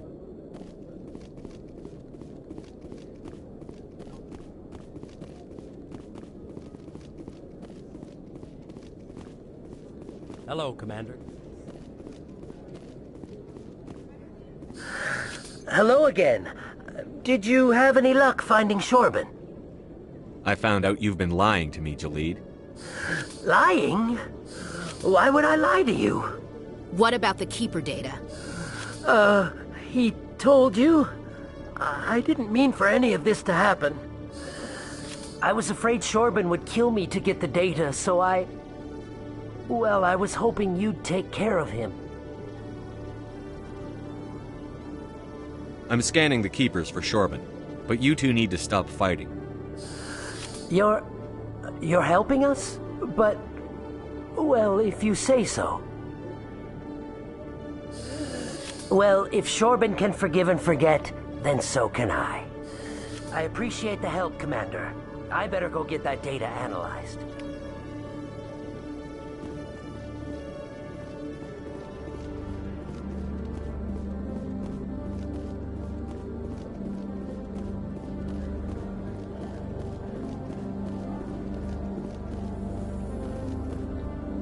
Coming up in a report later today, Emily Wong investigates corruption on the Citadel and uncovers a full-blown crime syndicate.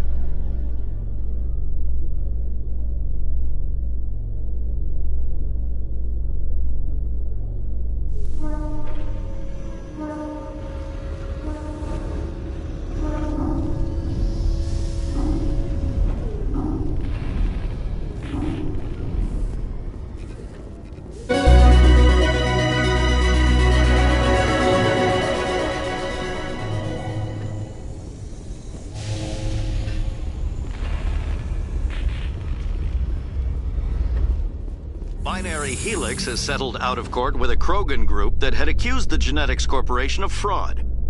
The Krogan group had contracted Binary Helix to perform studies with a long-range goal of curing their genetic sterilization. The group later sued for a return of investment money when the study produced no viable results.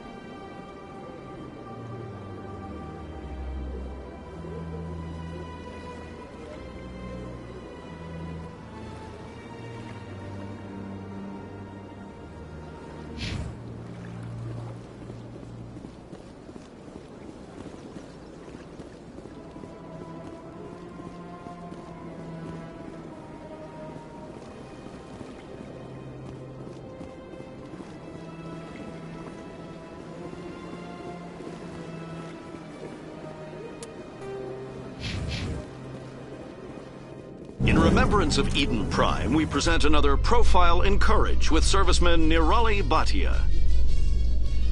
A devoted wife and talented chef, Serviceman Bhatia joined the Alliance military under the Deferred Education Plan. After finishing her service, Bhatia planned to open a restaurant. Instead, she gave her life protecting the colonists of Eden Prime. For more Profiles in Courage, or to explore opportunities in the military, please visit the Alliance Military on the extranet. Keyword, Courage.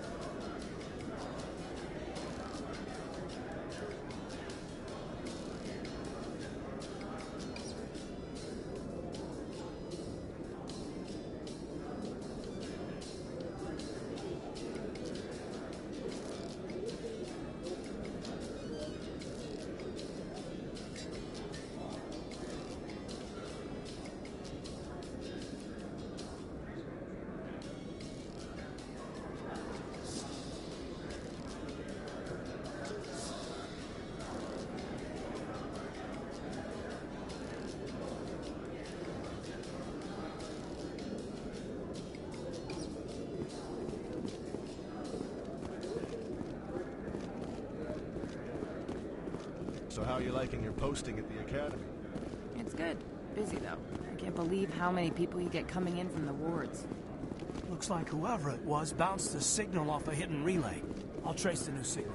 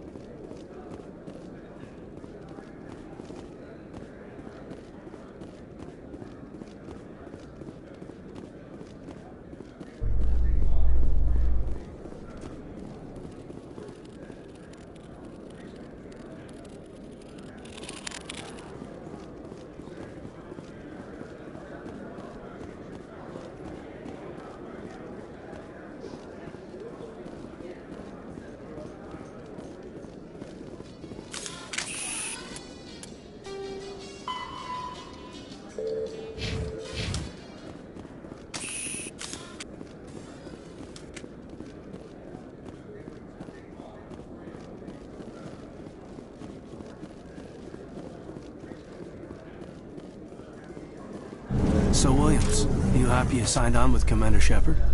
I'm not sure, Lieutenant. Every time I think I have a handle on things, the Universe Bank's hard to port. Well, don't let anybody know. A big gun and a confident attitude will get you through a lot in life.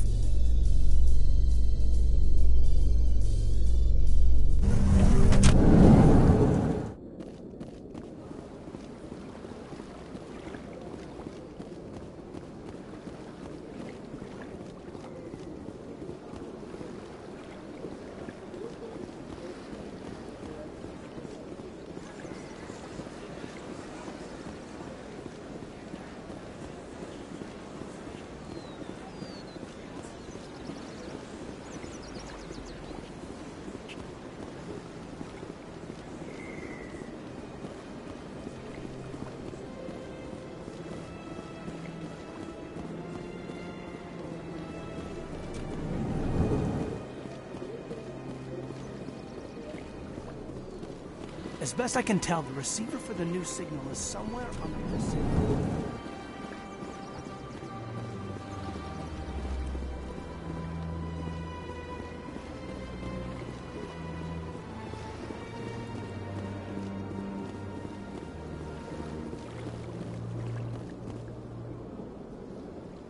This must be the signal's endpoint.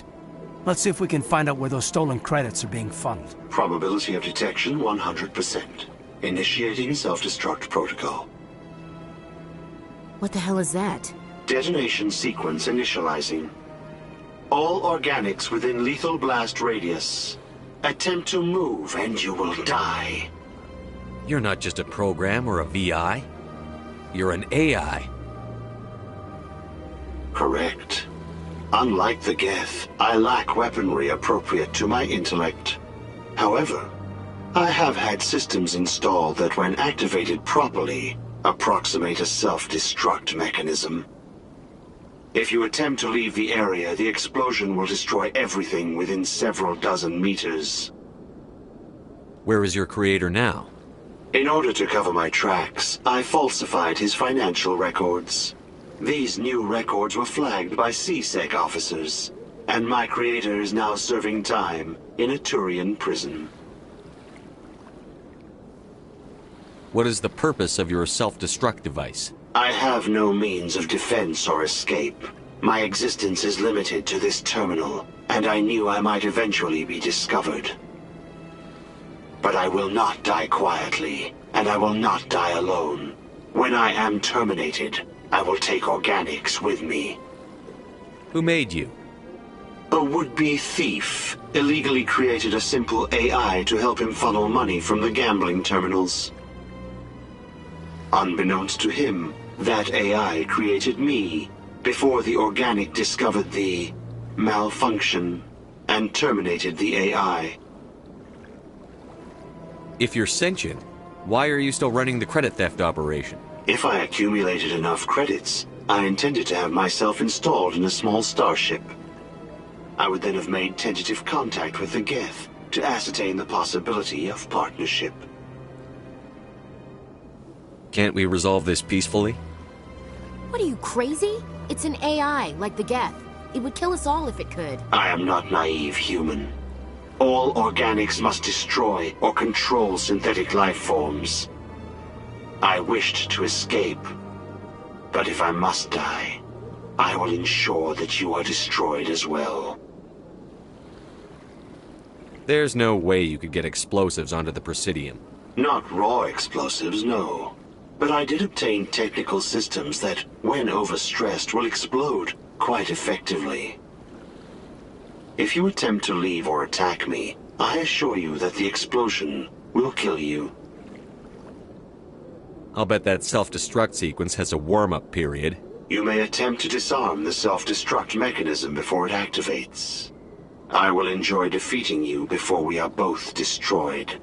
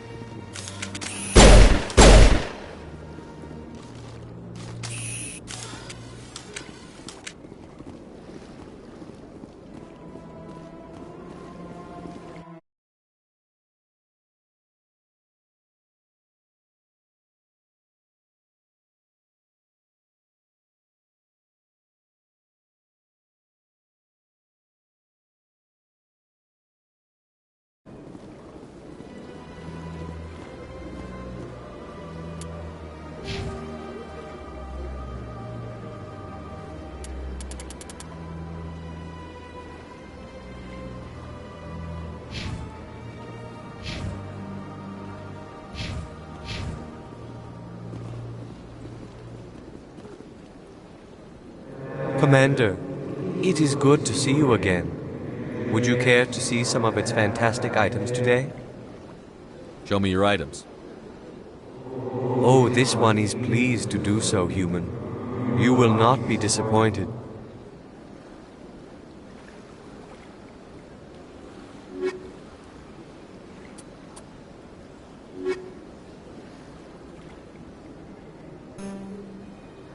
Commander. Show me your items. Oh, this one is pleased.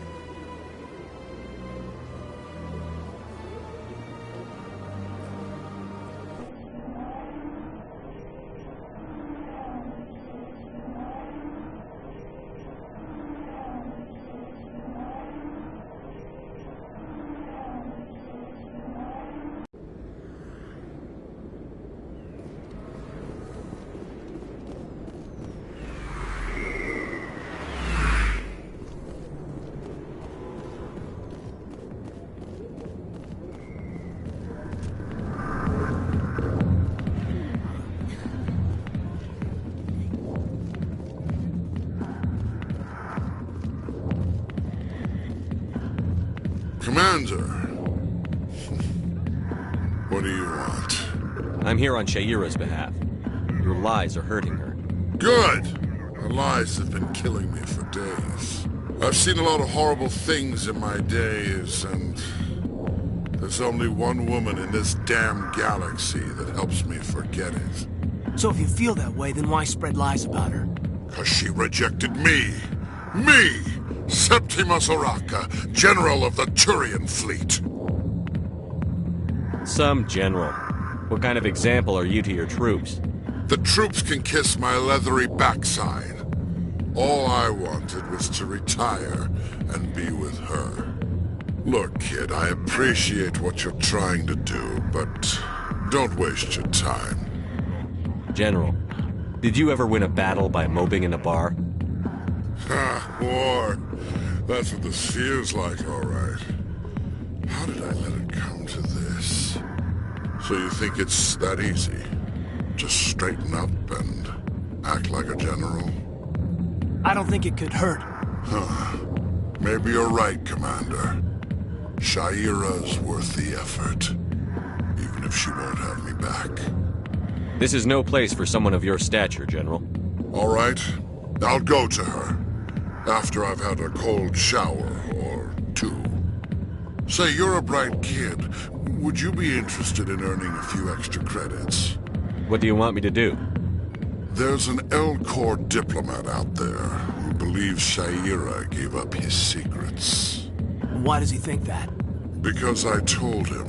Look, I just need you to convince him of the truth.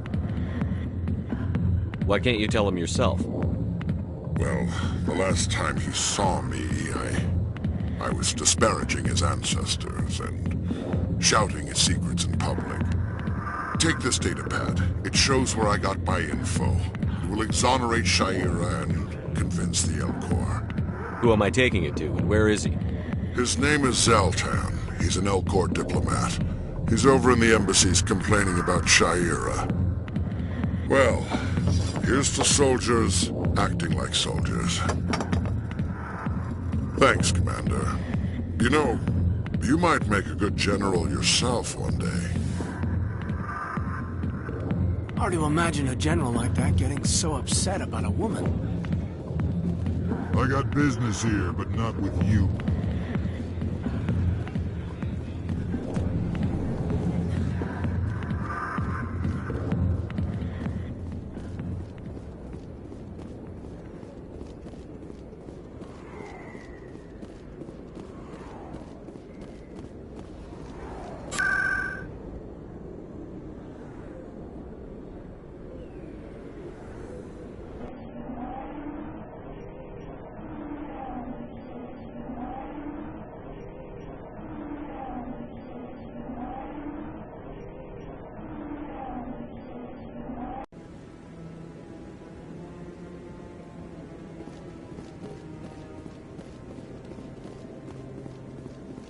Come on. Udine is presenting the Quarians' evidence to the Council. Eden Prime was a major victory. The beacon has brought us one step closer to finding the conduit. And one step closer to the return of the Reapers. You wanted proof? There it is. This evidence is irrefutable, Ambassador. Saren will be stripped of his Spectre status, and all efforts will be made to bring him in to answer for his crimes. I recognize the other voice, the one speaking with Saren. Matriarch Benezia. Who's she? Matriarchs are powerful Asari who have entered the final stage of their lives. Revered for their wisdom and experience, they serve as guides and mentors to my people. Matriarch Benezia is a powerful biotic, and she had many followers. She will make a formidable ally for Saren. I'm more interested in the Reapers. What do you know about them? Only what was extracted from the Geth's memory core. The Reapers were an ancient race of machines that wiped out the Protheans.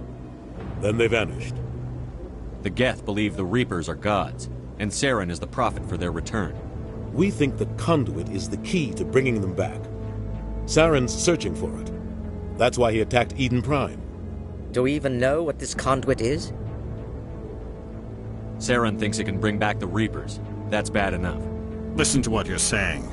Saren wants to bring back the machines that wiped out all life in the galaxy? Impossible. It has to be. Where did the Reapers go? Why did they vanish? How come we found no trace of their existence? If they were real, we'd have found something. I tried to warn you about Saren, and you refused to face the truth. Don't make the same mistake again. This is different. You proved Saren betrayed the Council. We all agree he's using the Geth to search for the conduit, but we don't really know why. The Reapers are obviously just a myth, Commander. A convenient lie to cover Saren's true purpose. A legend he is using to bend the Geth to his will. 50,000 years ago, the Reapers wiped out all galactic civilization. If Saren finds the conduit, it will happen again. Saren is a rogue agent on the run for his life. He no longer has the rights or resources of a Spectre. The Council has stripped him of his position. That is not good enough. You know he's hiding somewhere in the Traverse. Send your fleet in! A fleet cannot track down one man.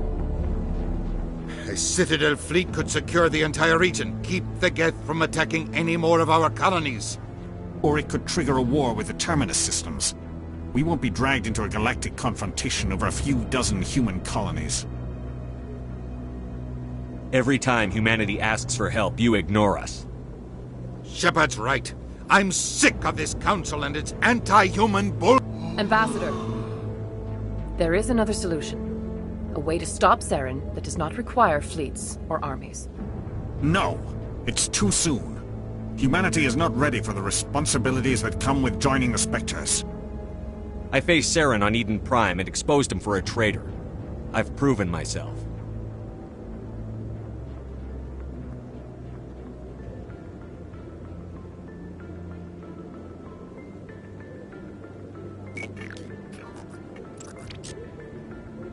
Commander Shepard, step forward.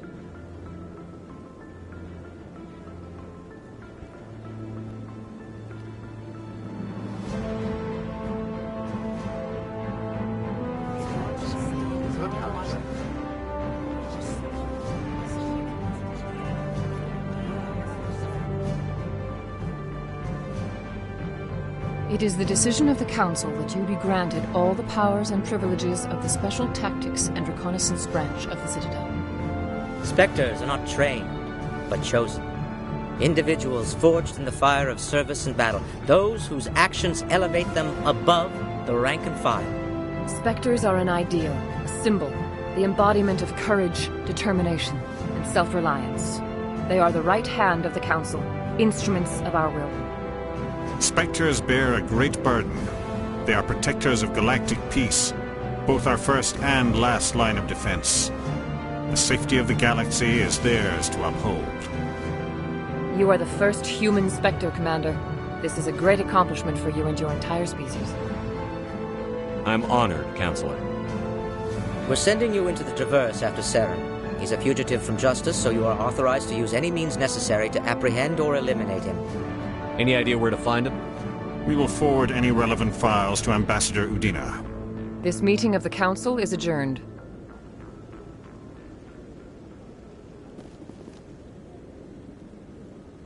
Congratulations, Commander.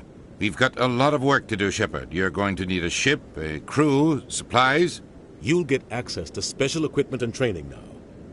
You should go down to the CSEC Academy and speak to the Spectre Requisitions Officer. Anderson, come with me. I'll need your help to set all this up.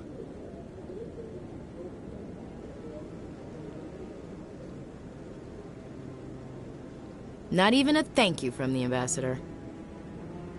What do you expect from a politician? Come on. Right behind you, Commander.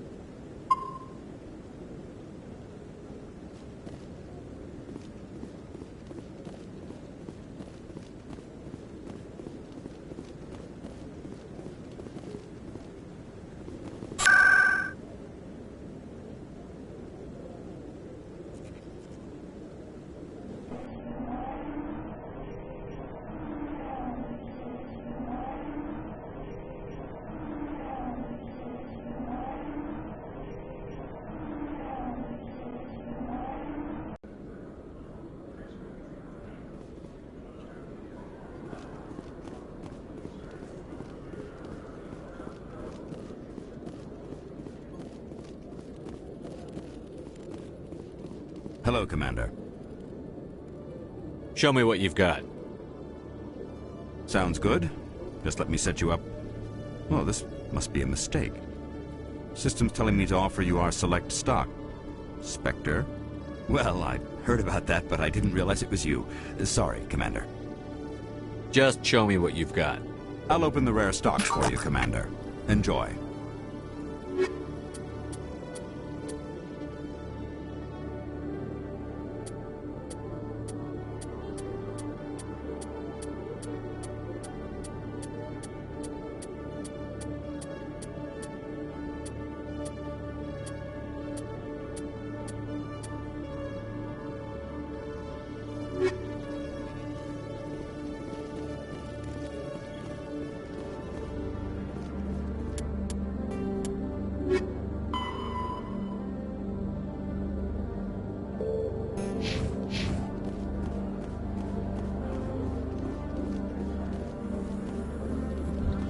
In other news, Exogeny Corp is still denying reports that one of their survey teams has gone missing in the Hades Gamma Cluster. When asked why communication with the survey team was suddenly cut off last week, company officials refused to comment.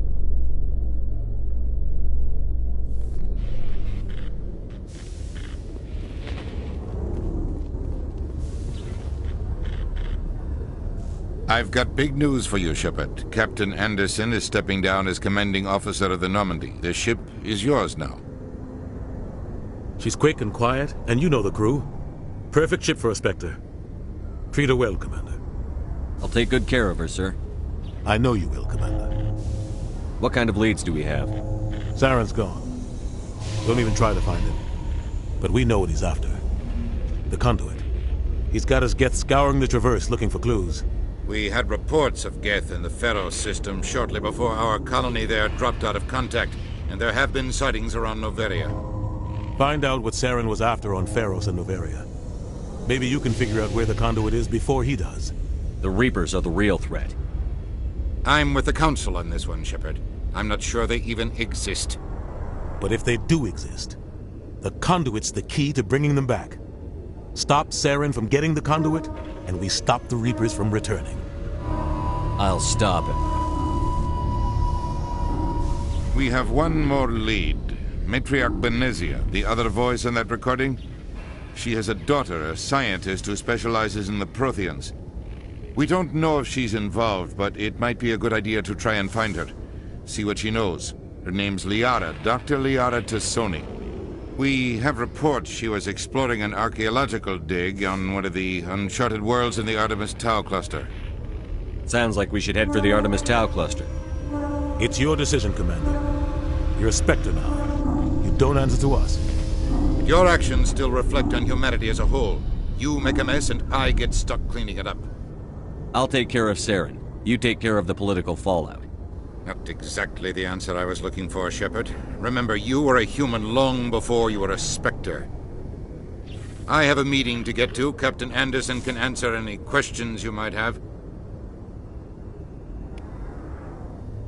Yes, Commander? How are you holding up? Honestly, this isn't how I pictured my career coming to an end. Pushing papers really isn't my thing, but you're the one who can stop Saren. I believe in you, Shepard. If that means I have to step aside, so be it. Tell me what happened with you and Saren 20 years ago. It's close to 20 years ago now. Ambassador Goyle was our representative here on the Citadel. Like Udina, she wanted to get a human into the Spectres. She chose me.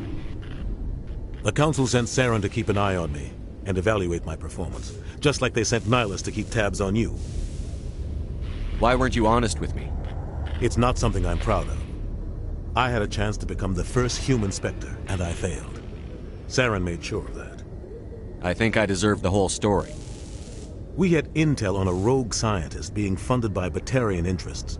He was trying to set up a facility to develop illegal AI technology out in the Alliance intel had done all the work, but the Council wanted a Spectre involved. We compromised. I was assigned to help Saren in his investigation. We tracked the scientist to a refining facility on Kamala. He was hidden away somewhere inside, protected by an army of Batarian mercenaries. The plan was simple. Sneak into the plant, capture the scientist, sneak back out. Quick, quiet, and a minimum of bloodshed. I'm guessing things didn't go as planned. Saren and I split up to cover more ground. Then about halfway through the mission, there was a massive explosion in the refinery core. Officially, it was ruled an accident, but I think Saren detonated it on purpose to draw off the enemy guards. How many casualties? The explosion tore the refinery to shreds. The whole place was on fire. Black chemical clouds poured out into the atmosphere. Nobody inside survived. There was a camp for the workers and their families nearby. Between the fires and the toxic fumes, the final death count was over 500. Mostly civilians. Saren didn't care. The target was eliminated, mission accomplished, and I ended up taking the blame. That ended all talk of me joining the Spectres. Saren caused the explosion. How'd he pin it on you? In his report, Saren accused me of blowing his cover. He said it was my fault the guards were ready for us. He claimed that's why it turned into a massacre. Saren's report was all the proof the Council needed to kill my chances of becoming a Spectre. Why'd you let him get away with it? Who do you think the Council was going to listen to? Me?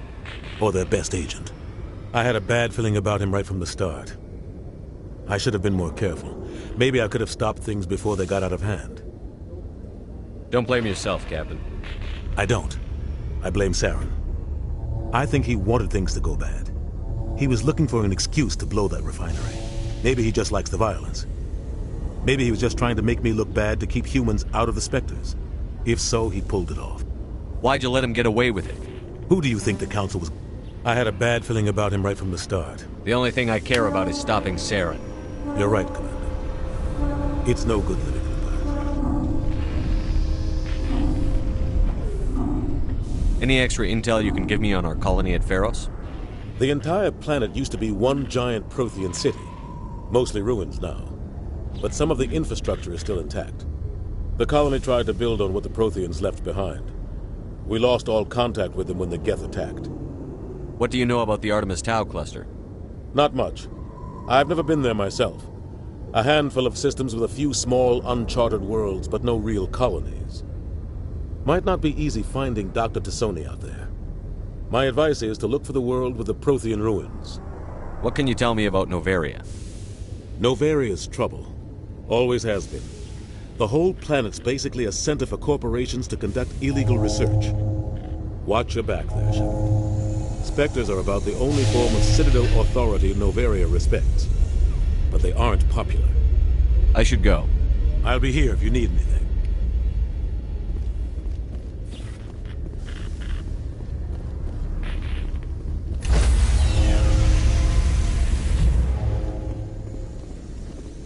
Stand by, shore party. Decontamination in progress.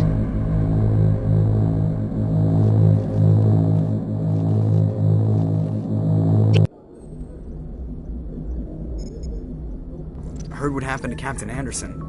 Survives 100 battles and then gets taken down by backroom politics. Just watch your back, Commander. Things go bad on this mission, you're next on their chopping block. Saren's out there somewhere, and we're gonna find him. Everyone on this ship's behind you, Commander. 100%. Intercom's open. If you got anything you want to say to the crew, now's the time. This is Commander Shepard speaking. We have our orders. Find Saren before he finds the conduit. I won't lie to you, crew. This mission isn't going to be easy. For too long, our species has stood apart from the others. Now it's time for us to step up and do our part for the rest of the galaxy. Time to show them what humans are made of. This began with an attack on a human settlement in the Traverse. But we know Saren won't stop there. His Geth armies aren't going to stay on the far fringes of Citadel space. Our enemy knows we're coming. When we go into the Traverse, Saren's followers will be waiting for us. But we'll be ready for them, too. Humanity needs to do this. Not just for our own sake, but for the sake of every other species in Citadel space. Saren must be stopped. And I promise you all, we will stop him. Well said, Commander. Captain will be proud. The Captain gave up everything so I could have this chance. We can't fail. Yes, sir. Commander, something you need? How's the Normandy performing? Is she everything they said she'd be? She's the best ship in the fleet, if you've got a pilot who knows how to handle her. Balance isn't what you'd expect. Takes a while to get used to that oversized drive core we got stuffed in the back, and her power can sneak up on you if you're not careful. The Normandy's probably too much ship for your average Alliance pilot, Commander. Lucky for you, I'm anything but average. I like to know my crew. Mind if I ask you a few questions? I can see where this is going. You did a background check on me, didn't you? Well, I'll tell you the same thing I told the captain. You want me as your pilot. I'm not good. I'm not even great. I am the best damn helmsman in the Alliance fleet. Top of my class in flight school, I earned that. All those commendations in my file, I earned every single one. Those weren't given to me as charity for my disease. What are you talking about? Are you sick? You mean you didn't know? Oh, crap.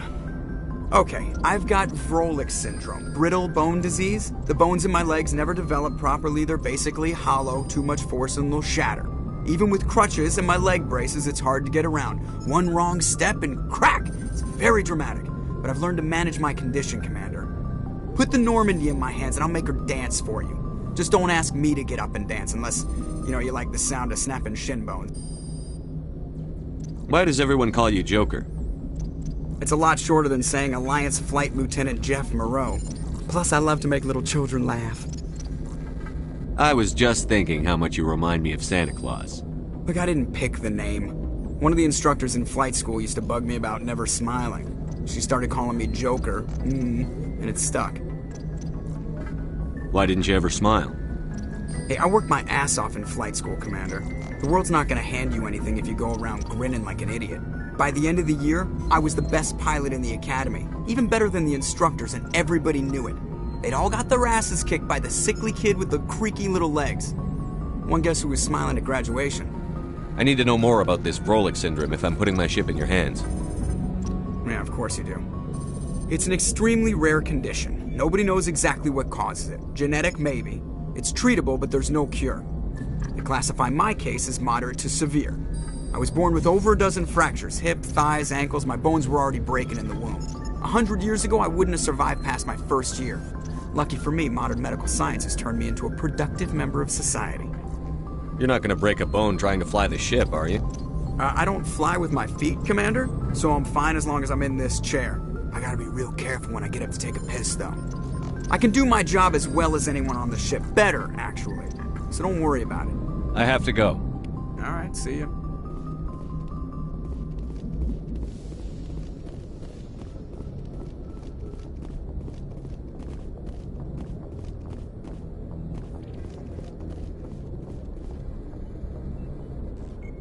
If anyone has to take over for Captain Anderson, I'm glad it's you. I'm not sure about having non-humans on our ship, though. We're all on the same team here, Presley. With all due respect, sir, that's what they said about Nihilus. Look how that turned out. Speak freely, Presley. I want to know if you have a problem with non-humans. It's not that, Commander. Humanity has always handled its own problems. Saren attacked one of our colonies. We should be the ones to stop him. We don't need their help. This is bigger than humanity. Saren's a threat to every species in the galaxy, and I'll welcome anyone who wants to help me bring him down. I guess so. Maybe I'm just stuck in the old ways of thinking. But don't worry, Commander, this won't be a problem. How did you end up assigned to the Normandy? I signed up with the Alliance as a navigator right out of school, following in my grandfather's footsteps, I guess. My first posting was on the Agincourt. We were one of the first reinforcements to arrive at Elysium after the Blitz hit. Those raiders were no match for an Alliance frigate. Of course, the only reason the colony was still standing was because of you, Commander. I can't believe you held out as long as you did. How'd you end up on the Normandy? I got my officer's commission after Elysium. Must have made an impression on the right people. Captain asked for me when he was picking his crew. Carry on, Presley. Yes, sir.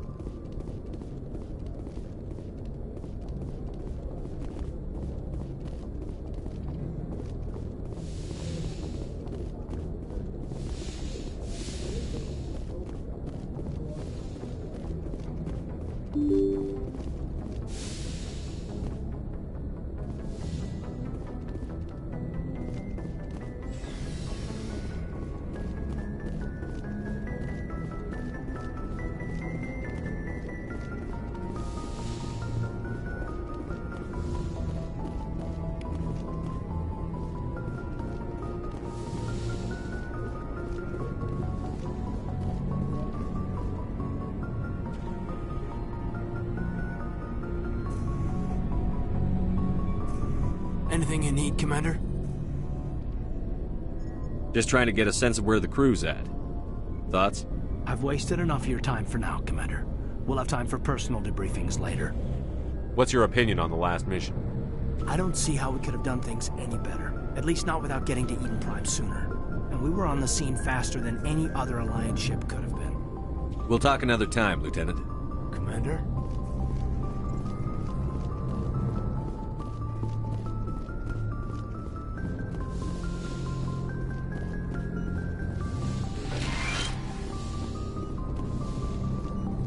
Yes, Commander? Is there something you need?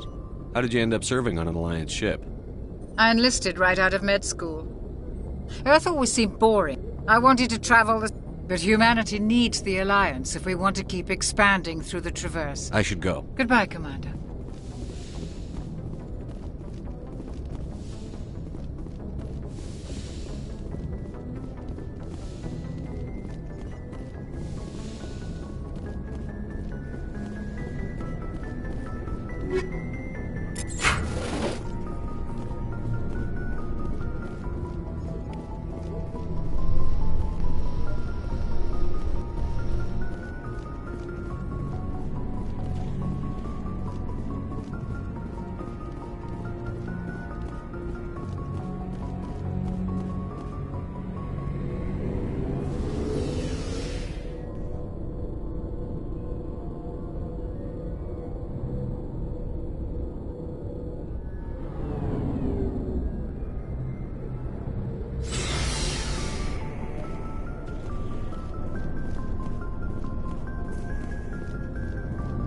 nice ship you've got, Shepard. What can I do for you? What's your story, Rex? There's no story. Go ask the Quarian if you want stories. You Krogan lived for centuries. Don't tell me you haven't had a few interesting adventures. Well, there was this one time the Turians almost wiped out our entire race. That was fun. I heard about that. You know, they almost did the same to us. It's not the same. It seems pretty much the same to me. So your people were infected with a genetic mutation? An infection that makes only a few in 1,000 children survive birth? And I suppose it's destroying your entire species? I suppose it isn't all the same. I don't expect you to understand, but don't compare humanity's fate with the Krogan. Sorry, Rex. I wasn't trying to get you upset. Your ignorance doesn't upset me, Shepard. As for the Krogan, I gave up on them long ago. The genophage infected us, but it's not what's killing us. Are your people really dying? We're sure not getting any stronger. We're too spread out. None of us are interested in staying in our own system. Lots of species have left their homes and prospered. But they go to colonize new worlds. We're not settlers. We're warriors. We want to fight. So we leave. Hire ourselves out. And most of us never go back. What can you tell me about the genophage? Ask the Solarians if you want details. They made it. All I know, it makes breeding nearly impossible. Thousands die in stillbirth, and most never get that far. Every Krogan is infected. Every one. And no one's rushing to find a cure. Why don't the Krogan try to find a cure? When was the last time you saw a Krogan scientist? You ask a Krogan, would he rather find a cure for the genophage or fight for credits? He'll choose fighting every time. It's just who we are, Shepard. I can't change that. Nobody can. So long, Rex. Shepard.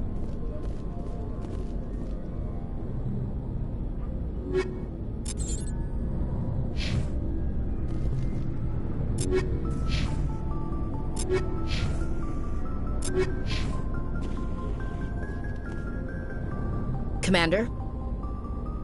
Do you have a few minutes to talk one-on-one? I'm sorry, Commander. I need to get my duties squared away. I wouldn't mind talking more later, though.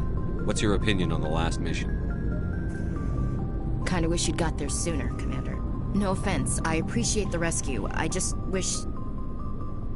You wish we'd been able to save the rest of your unit? Yes, sir. If I had been more alert, we wouldn't have been cut down by an ambush. The Geth are perfect ambushers. They don't move, they don't make noise, they don't even breathe. Sir, they have flashlight heads. I'll make sure it doesn't happen again. Dismissed, Chief. Sir.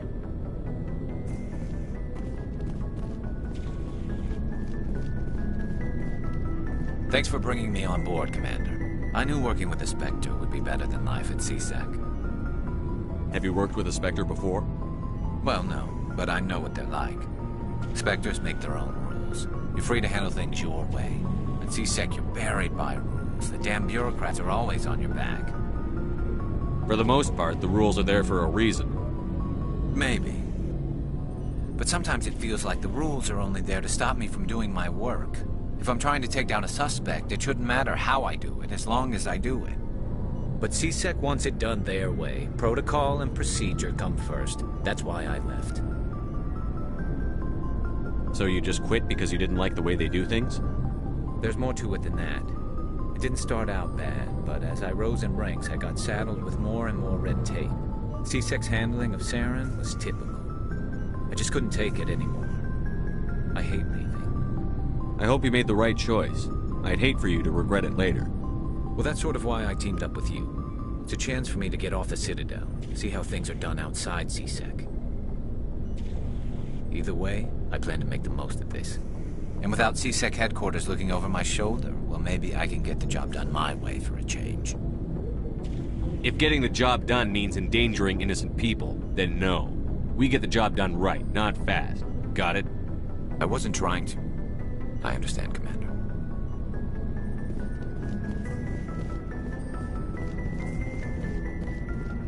Hey, Commander. Looking for some extra supplies before you head out? What have you got? Whatever you want. Armor, weapons, mods. It's not standard Alliance issue, but that's not necessarily a bad thing. Well, as long as you don't mind paying for it. Why should I pay you for my weapons and armor? My stuff doesn't come from the Alliance. I have to purchase it myself, and it's not cheap. Hell, the licenses alone have set me back more than I'd like. But no licenses, no goods. Without the goods, I'm out of a job. What are licenses? Why do you need them? Manufacturers sell licenses. Each license allows me to buy and sell a certain brand of products. I already have several basic ones, but you'll need to buy more if you want me to bring in different brands. Many of the best licenses are hard to get, but they're well worth the cost if you can find them. What do the different manufacturers offer? There are too many for me to keep track of, but each license will explain what it's good for. How often will you get new items? Well, that depends on how many licenses you've purchased, but I'll rotate items on a regular basis regardless. And anytime we land someplace with a big enough port, I'll buy, sell, and trade whatever I can. Check back often. I need to move items quickly, so only the most basic items will be stocked consistently. Let's see what you've got. You bet, Commander.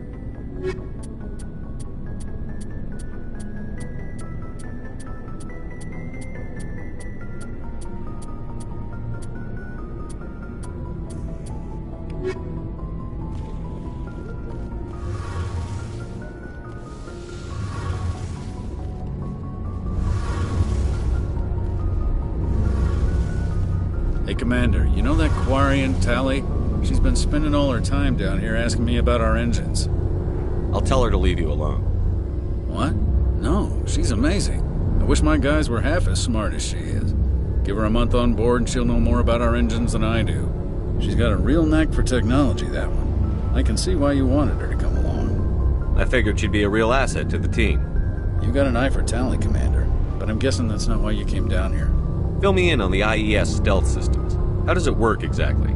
You can't hide a ship out in space. They emit too much heat and radiation. Too easy for sensors to pick them up, unless you find a way to capture those emissions. So our stealth systems trap the energy we give off in storage sinks built into the ship itself. No emissions to give away our location. Eventually the sinks have to be vented. More than a few hours silent running and they overheat. Cook us inside our own hull. There's no way for anyone to detect us? A visual scan can still pick us up. Anyone looking out a window can see us plain as day. But you have to be pretty close to get an actual visual out in space. Most vessels rely on scanners. As long as the stealth systems are engaged, they can't see us. Not unless we accelerate to FTL speeds. Why doesn't it work with faster-than-light travel? Cranking up to FTL blue shifts our emissions, pushes them into frequencies too high to capture in the sinks. As soon as we make the jump, it's like setting off a flare. Sensors can pick up our location whenever we enter or exit FTL flight, but for short-range missions, our stealth systems are amazing, and we've got the only one. Where else have you served, Adams? If you name a class of Alliance ship, I've probably served on it. Everything from dreadnoughts and carriers right down to frigates like the Normandy. My last assignment was on the Tokyo, only a cruiser, but she was a good ship. Couldn't hold a candle to the Normandy, though. I want to know more about the Normandy. She's the best ship I've ever served on, probably the fastest vessel ever designed. And she's the only one using the new Tantalus drive core. What's so special about the Tantalus drive core? Proportionally, it's about twice the size of any other vessel. Not only are we faster, we can run at FTL speeds longer before we have to discharge the core. Carry on, Adams. Aye, aye, Commander. Your ship's amazing, Shepard. I've never seen a drive core like this before. I can't believe you were able to fit it into a ship this small. I'm starting to understand why you humans have been so successful. I had no idea Alliance vessels were so advanced. The Normandy's a prototype. Cutting-edge technology. A month ago, I was patching a makeshift fuel line into a converted tug ship in the flotilla. Now, I'm sitting on board one of the most advanced vessels in Citadel space. I have to thank you again for bringing me along. Traveling on a vessel like this is a dream come true for me. I had no idea you found ship technology so interesting. It comes with being a Quarian. The migrant fleet is the key to the survival of my people. Ships are our most valuable resource. But we don't have anything like this. We make do with cast-offs and second-hand equipment. We just try to keep them running for as long as we can. Some of the fleet's larger vessels date all the way back to our original flight from the Geth. I can't believe your fleet's still using ships that are 3 centuries old. They're constantly being repaired, modified, and refitted. They aren't pretty, but they work. Mostly. We've tried to make ourselves as independent as possible on the flotilla. Grow our own food, mine, and process our own fuel. But some things we just can't make on our own. A patch to maintain the hull integrity requires raw materials we just don't have. That's why our pilgrimages are so important. Tell me about your people. Our lives aren't easy. Resources are scarce, and we are constantly on the move. Everything we do must in some way contribute to the continuation of the migrant fleet. There are 17 million Quarians in the flotilla, and each of us relies on the others for survival. The bonds among my people are strong. Unfortunately, we have had to surrender many of the freedoms and civil liberties other species take for granted. What kind of freedoms? Well, it's illegal for parents to have more than one child. If our population grows too much, it would strain our resources to their breaking point. Of course, we also can't allow our numbers to become too few. If our population is in decline, the rule against single births is temporarily repealed. In extreme cases of population decline, incentives are even offered to encourage multiple births, though the Conclave hasn't had to take such measures in nearly a century. That's your government. The Conclave is our civilian branch of government. Each ship can elect a representative to serve on the Conclave and make decisions that affect the fleet as a whole. On matters that affect an individual ship, however, the captain has the final say. It's a tradition that dates back to the early days, when the fleet was governed by martial law. Fortunately, most captains nowadays are smart enough to have an elected council from their crew to give them advice and guidance. So the ultimate power rests with elected officials. In practice, the Conclave and the respective council for each ship tend to set the rules that govern our daily lives. But in theory, we are still under military jurisdiction. The 5 top-ranking military officials in the fleet serve on the Admiralty Board. These 5 have the power to overrule any decision by the Conclave in case of emergency. To do so requires unanimous agreement among the Admiralty, and they can only do this once. After that, the entire board must resign their posts. It's a safeguard that served us well. In nearly 3 centuries, the Admiralty Board has only overruled the Conclave 4 times. I want to know more about the Geth. I doubt I can tell you anything you don't already know. It's been almost 3 centuries since they drove my people into exile. All I know is the story of their origins, what they were when we created them, and how they turned on us. Interesting. The Geth were originally created to serve as an automated manual labor force. Initially, their intelligence was as limited as any VI. Over time, we made small modifications to their programming to allow them to perform more varied and complex tasks, bringing them closer and closer to true AI status. How come the Council didn't step in and stop you? This wasn't true AI research. We may have been skirting the bounds of the law, but we never did anything that was actually illegal. The changes were so insignificant, so gradual, that we were able to control them. Or so we thought. But one thing we underestimated was the power of the neural network. A million Geth thinking simultaneously created an inherently unstable matrix. So, the Geth share brain power? Many of the Geth's logic systems were designed to work in concert with other nearby Geth. Basically, the more of them you have in a group, the smarter they are. So there's some sort of group consciousness? No, nothing like that. They cannot share sensory data or information. Their programming cannot handle that much simultaneous input. Each Geth maintains an individual awareness and identity.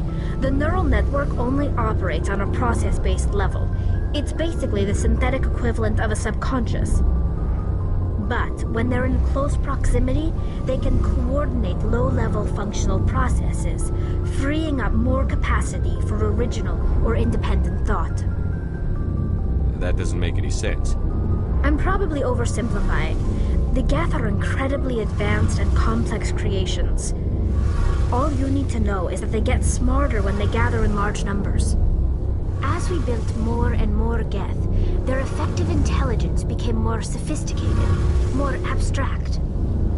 One day, a Geth began to ask its Quarian overseer questions about the nature of its existence. Am I alive? Why am I here? What is my purpose? As you can imagine, this caused a near panic among my people. I don't see what's so bad about those questions. The Geth were created to engage in mundane, repetitive, or dangerous manual labor. That's fine for machines, but it won't satisfy a sentient being for long. The Geth were showing signs of rudimentary self-awareness and independent thought. If the Geth were intelligent, then we were essentially using them as slaves. It was inevitable the newly sentient Geth would rebel against their situation. We knew they would rise up against us, so we acted first. A general order went out across all Quarian-controlled systems to permanently deactivate all Geth. The Geth responded to this order violently. You can't blame them for fighting for their survival. We had no other choice. The Geth were already on the verge of revolution. By acting quickly, we had a chance to end the war before it began. The hope was that most of the Geth would still be little more than machines, incapable of organized resistance. But they had progressed much further than anyone anticipated. The war was long and bloody.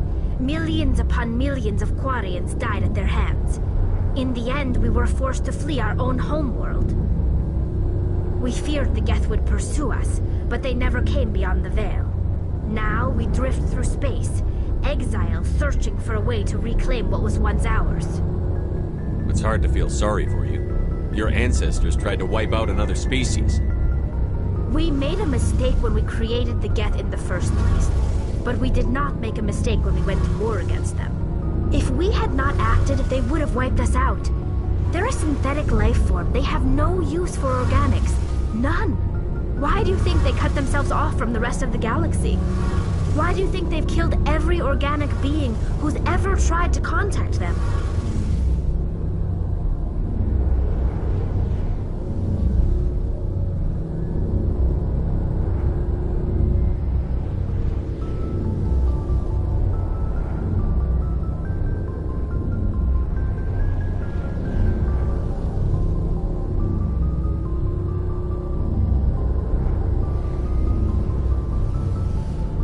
I didn't mean to offend you. I'm sorry. I didn't mean to get so worked up. Most Quarians tend to have pretty strong opinions about the Geth. I want to know more about the pilgrimage. When my people reach maturity, we leave our birth ships and seek acceptance with a new crew. It's necessary to maintain genetic diversity among the fleet. But no ship wants to accept someone who will be a burden on them. So, to prove our worth, we embark on a pilgrimage.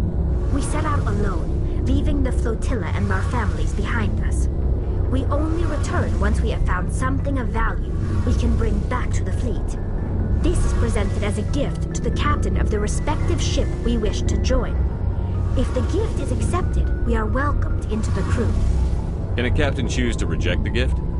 That doesn't happen often. Most captains are eager to increase the size of their crew. It increases their own standing in our society. Even when the gift is not particularly valuable, the captain usually accepts it out of a sense of tradition. However, there is a stigma to presenting a substandard gift. It's not the best way to make a good impression on a new community. Most pilgrims don't return until they find something worthwhile. I want to talk about something else. Like what? I should go. See you later.